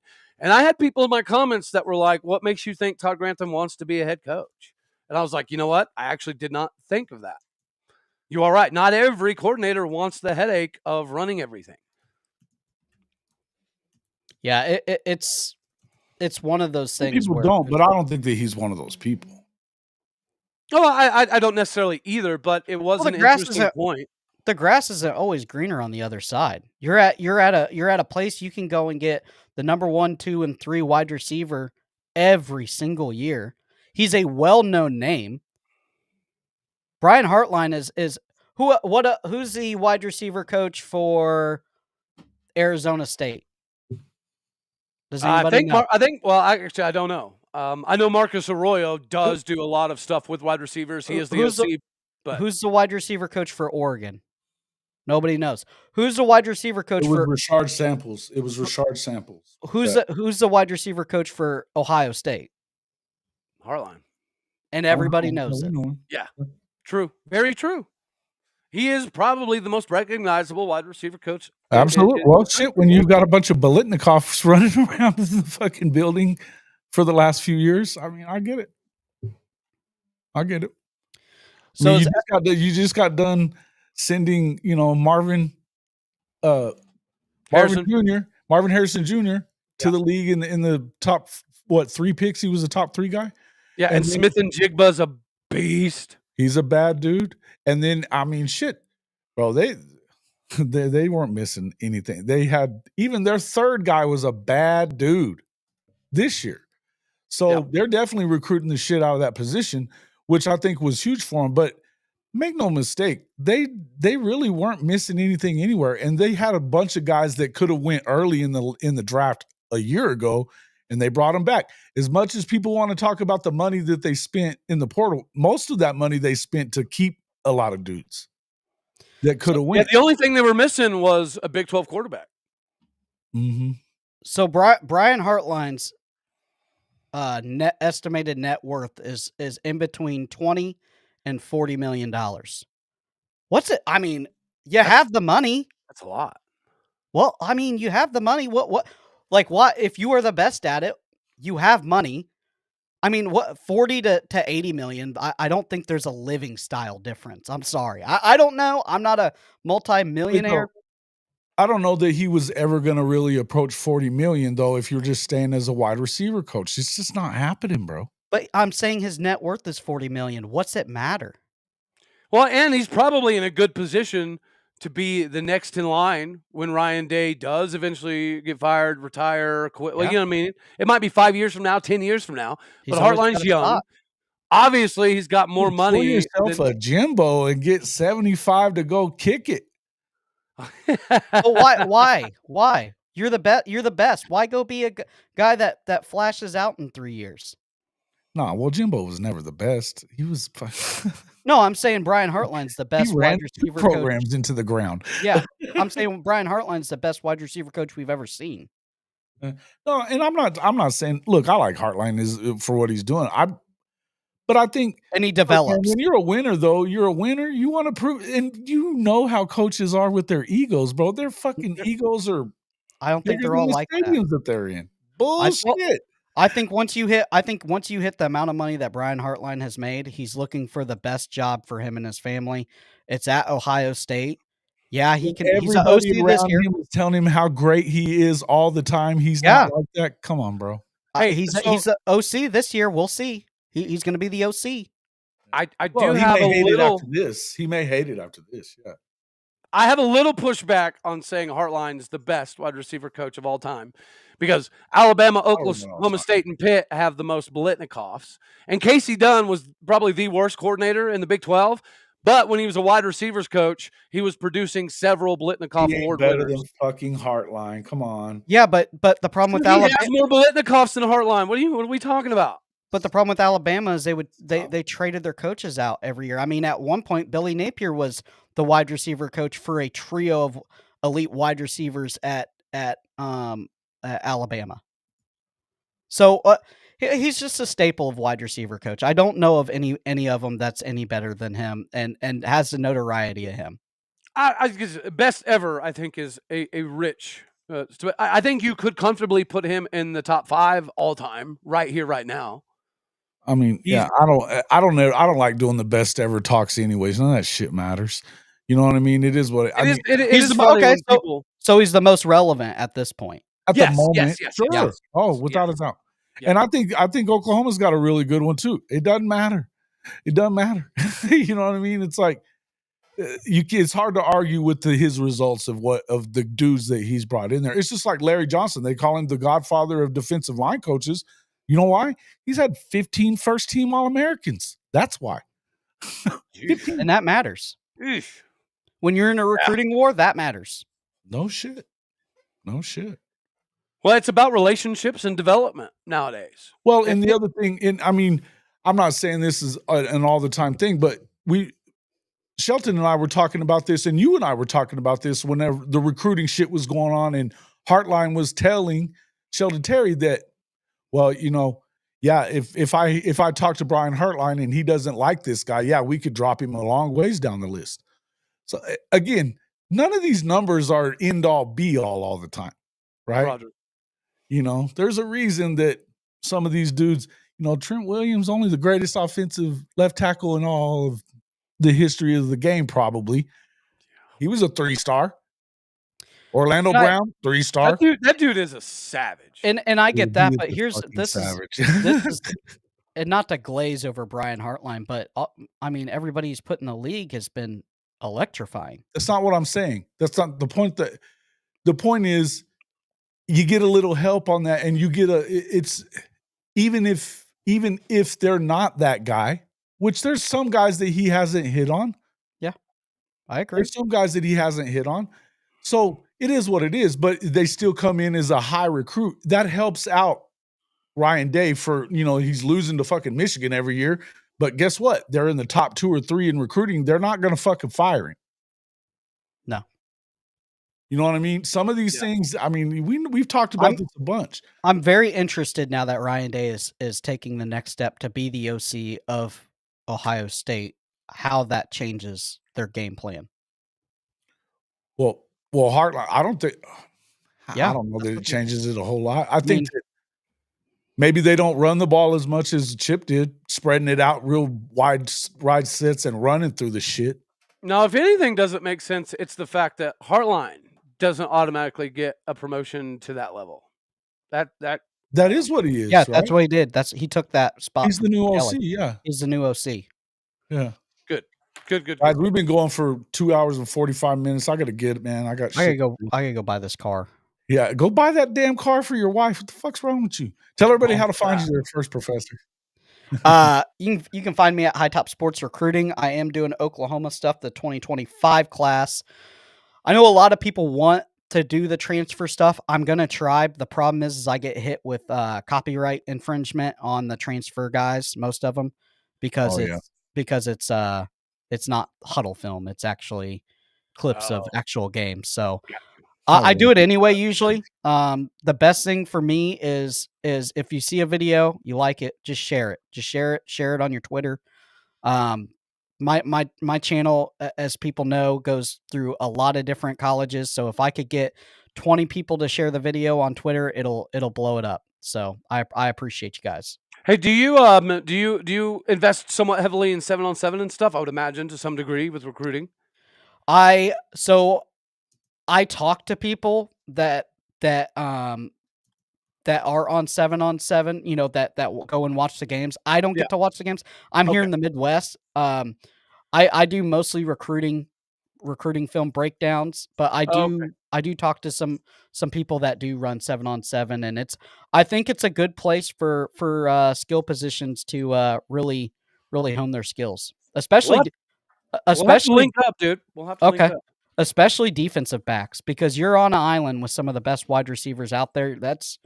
Look, you're going to look bad, but it's a good way to hone your skills. Yes, sir.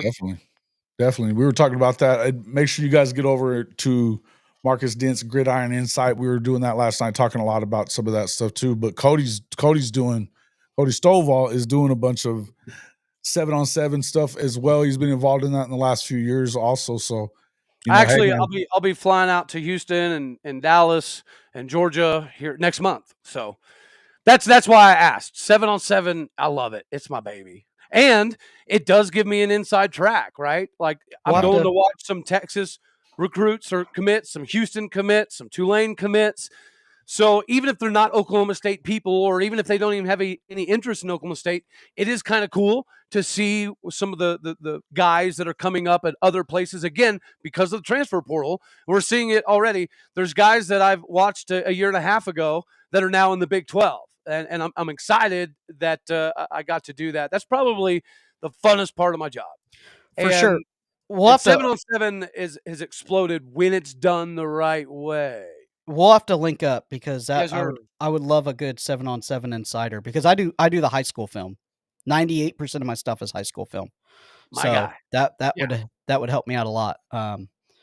So we'll link up. I actually have you on Twitter, so I'll send you a DM with my number. Sweet. And you can give us the skinny on 3rd and Grantham too, bub. Oh yeah, there's a bunch about that. Yeah. 3rd and Grantham. 3rd and old Grantham. Appreciate you coming in, Professor. You are the man. We'll see you later. Okay, brother. Have a good one. Cody, that's the me. Professor. He is the man. I love that dude. He makes me laugh, bro. He gets kind of wound up a little bit, kind of like you do. But get wound up? You're crazy. A bit sometimes. I don't know about you, Cody. Y'all motherfuckers are nutty. I do what I can. Man. Tell everybody what you got coming up. What else you got coming up right now?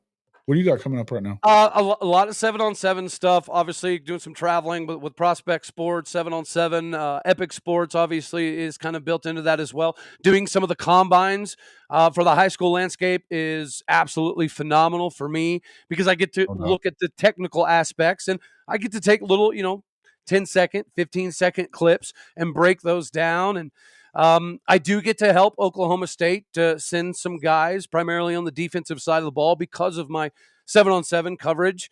Right. Yeah, dude, I do the daily show at Oklahoma State, Locked On Oklahoma State. Obviously, it's the off season, which is somewhat troublesome. Now, the show was doing great when we were firing and hiring everybody, killing it. Yeah. But I mean, it slowed down because we're shot up like a fucking rocket. Went from, I don't even know where you were at before that, but you've got like almost 10,000 subs now, right? Yeah, it's been a good year, man. It's been a good year, and now if we can just rebound, because I had a very good year. Well, we won 3 games. Imagine what the year could look like if we win 10, buddy. And dude, the very wrestling Okie light of them, very Okie light. My wrestling content has been driving some stuff too. Yeah, well, that's one of the things they do really well is wrestling. And we're chopping down that Penn State tree. It's going to take a couple more years shit before you leave, though. What the fuck? Your coach's rankings were bad. Well, I had Gundy at 7. What are you talking about, dude? You had him in the same stride. You had him ahead of Lance Leipold. Yeah, because Lance Leipold got kind of exposed without Andy Kotelnicki. Did he or did he not? Andy Kotelnicki made Jason Bean. They won the last 3 or 4 games, dude. Well, yeah. I love Lance Leipold, but I think how can you? They were 0-9, and you got it, and they won. They won their last 4 games, and you got him ahead of Lance Leipold. Get the fuck out of here! Terrible. And you know what's funny? You say that. I got ripped by Oklahoma State people. They're like, "How can you have the winningest coach in Big 12, number 7?" I was like, because he had a terrible year, and his coach in the Big 12. What? He refused to fix anything midseason. It blew my ever-loving mind. The winningest coach in the Big 12 is not him. Yes, it is. It's Stoops. Is it not? Stoops ain't in the Big 12, homie.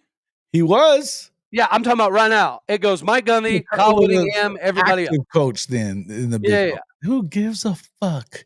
The people who watch my show, dude. I know. I can't believe they're still so hung up on that cat, man. It's so wild to me. Well, I do think I thought they were actually going to I thought they were really going to fire him. Technically, for like 2 hours, he wasn't our coach. And that's why you're having President Shrum stepping down, because the Board of Regents got exposed. You know, they put a deadline. I've been watching that with much glee and excitement. It's been wild. It's insane, man. And that's all they did was they got mad that they looked feckless and weak because they put a deadline in order.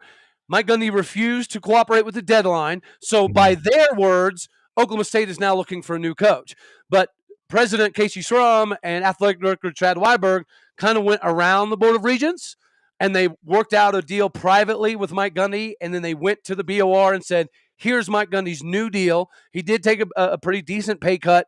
Yeah. This is what it is.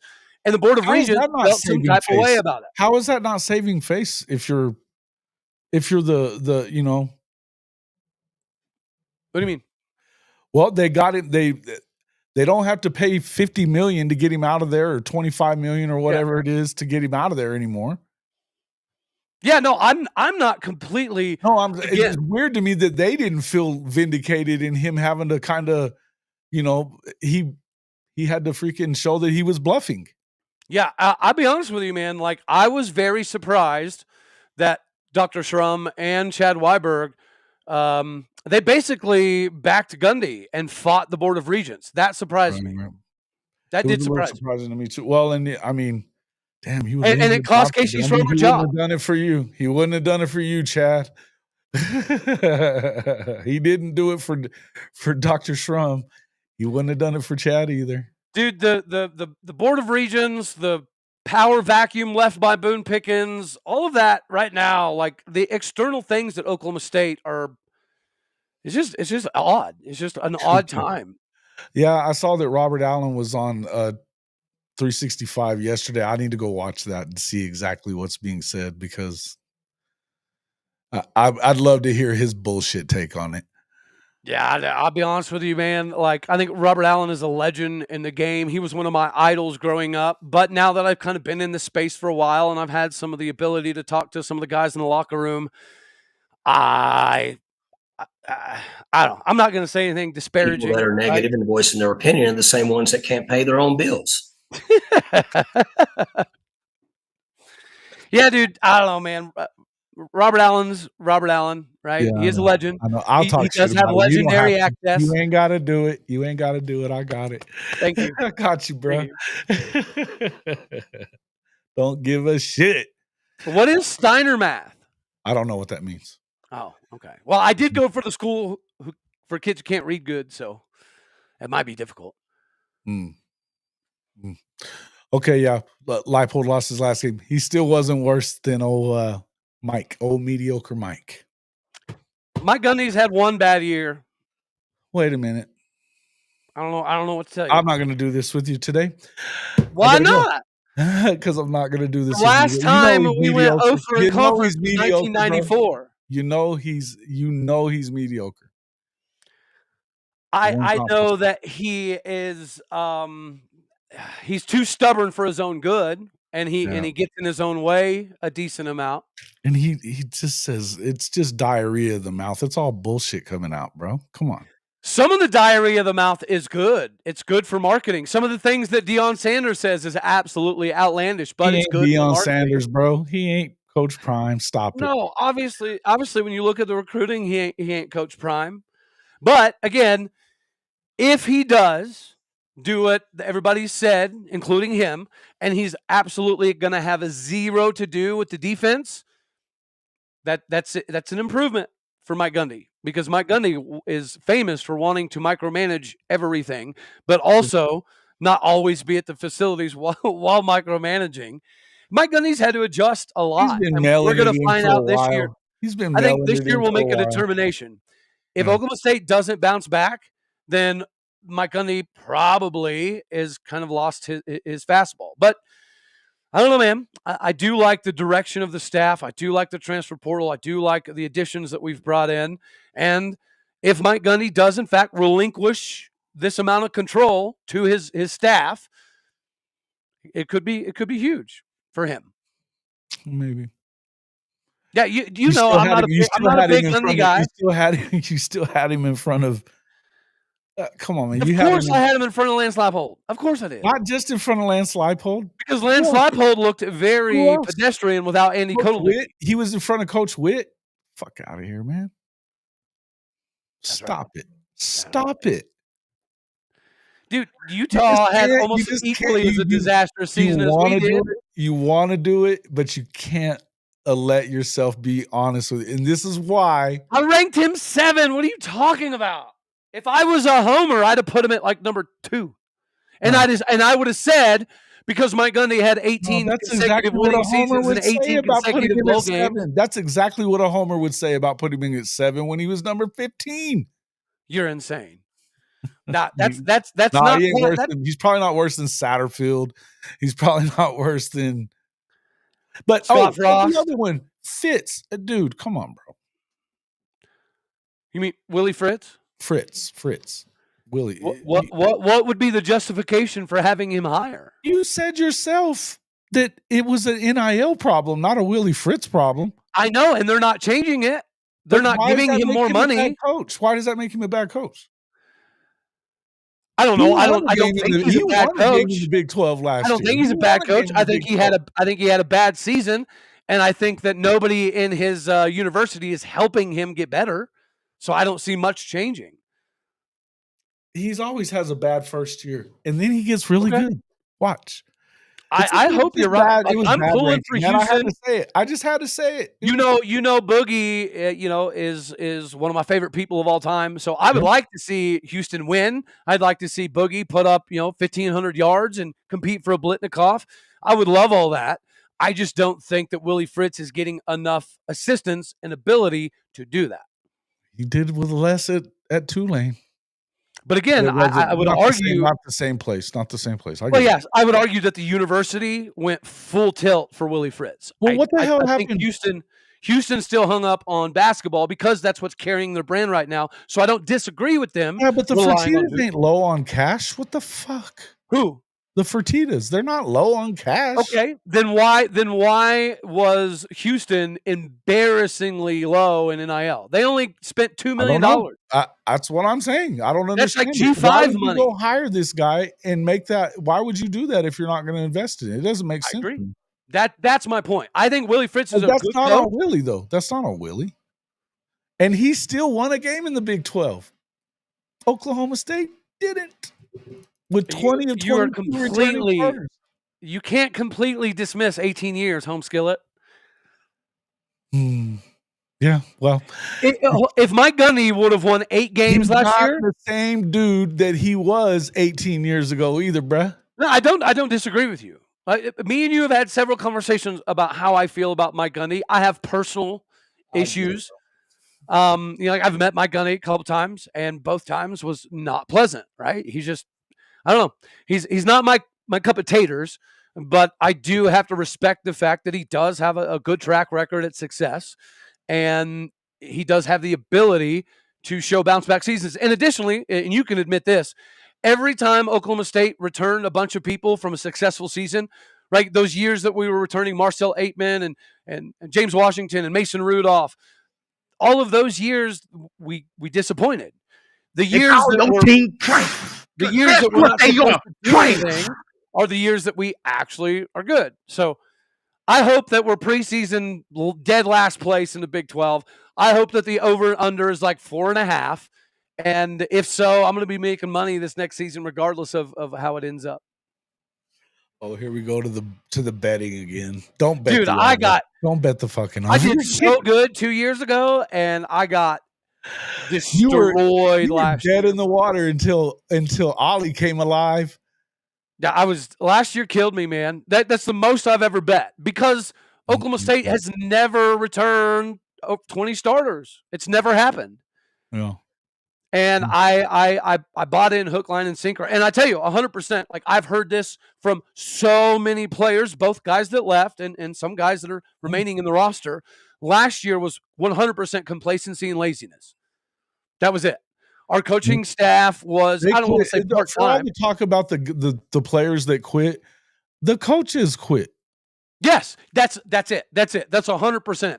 The coaches decided that they could kind of work somewhat part-time because we had 20 returning starters and 40 some odd upperclassmen. It's one thing if you've won a bunch of championships. They haven't done that. Yeah. It's just dumb. Something's got to change. But again, we fired literally every single coach except for Sean Snyder. Yeah. And we brought in defensively, every single coach has coached in the SEC and the NFL, which is something that Mike Gundy's never done. See, this tells you that what they can get there.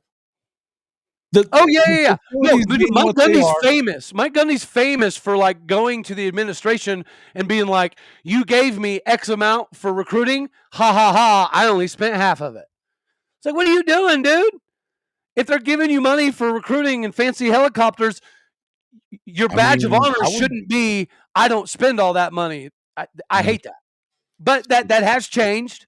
Todd Grantham, Jules Montanar, Cap Deedy, Ryan Osborne, the defensive coaches, they weren't coming for free. Huh? They weren't coming to that dumpster fire for free. Well, I can't disagree there. And again, they're getting us into doors that we haven't been to. I think, again, a perfect example is Caden Batman Jones. 3 weeks ago, 3 weeks ago, we weren't even in his top 10. Cool. And now it looks like it's down to O State and OU. Cool.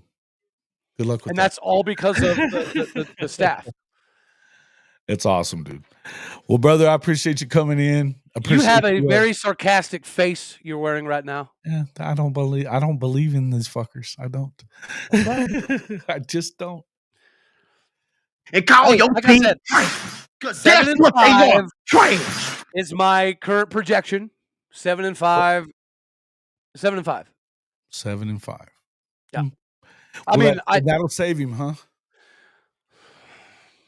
Don't get me started. Don't do it. All right. Yeah, I gotta get, man, anyways. But I appreciate you coming in, my guy. Absolutely. As always, tell everybody how to find you, and we'll catch you on the next one. At Oldeo State on Twitter, X, whatever it is, and just Locked On Oklahoma State. And if you happen to live in Texas, Georgia, let me know if you want to come out and watch some of these 7-on-7 tournaments. Hey, man, I'm down. When you're going to Houston, you said first? Yeah. And then next month, I'm going back to the Houston area as well, March 28th, 29th, and 30th. So, okay. If you're free, I'll swing by and snag you because I'm driving. I can't stand. Go. Yeah, come get me. I'm in. Let's go. That's perfect. I'm in. It's a day. Dent was talking. I think they're going to that one too. Good. He's got his team over there. So so like there's a couple like Tayon Tank King. He's a linebacker I covered a little over a year ago. He's really high on Oklahoma State right now, so I'm excited to go get eyes on him. Antavius Tate Ellis, he's a potential 5-star recruit. Des Bryant is his private wide receivers coach. He's like third cousins with Tylan Wallace. So getting eyes on some of the guys like that, I think is going to be pretty big. Jalen Stewart just committed the other day. He's a 6'3", 240-pound defensive end / running back from Pearland, Texas. I'm excited to see him once again.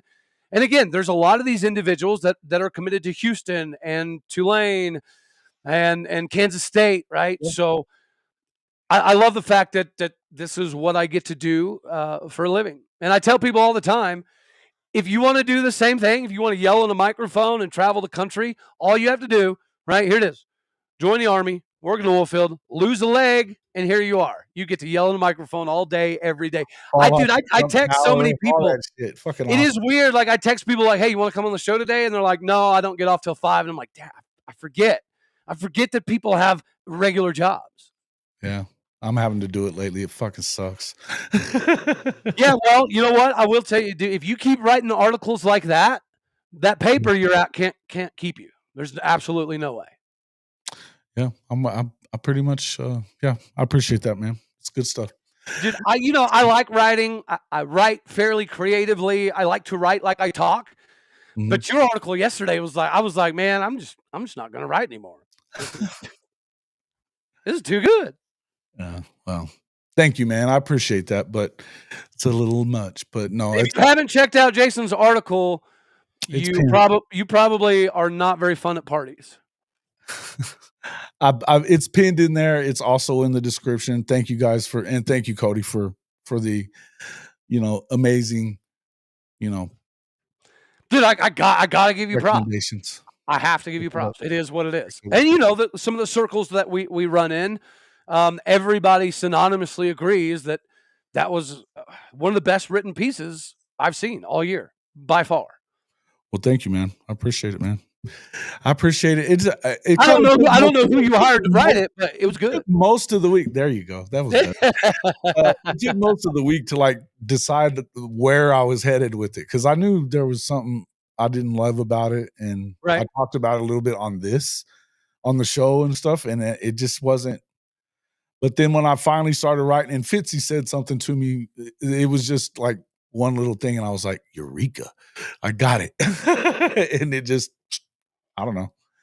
I got it done in once I got started writing it, I was done in 40 minutes. So you nailed it, dude. Appreciate it, man. Appreciate it. But hey, make sure you guys get over there and check him out. He's always on. I'm enjoying watching him. He acts like he's not really adding much to the show, but it's always great when he goes on their little the Locked On Big 12 with the crew. Well, I will tell you this. I don't feel like you make them cry, laugh, so it's funny. I don't feel like I add, an exorbitant amount of stuff, but I will tell you that on that shit. That sometimes there's dudes if their team's on a bye or they've lost a bunch of games in a row. If you notice, not every representative of the conference is in every single show. Yeah, I've been told multiple times that my attendance is not. It's not. It's mandatory. I have to be there. Awesome.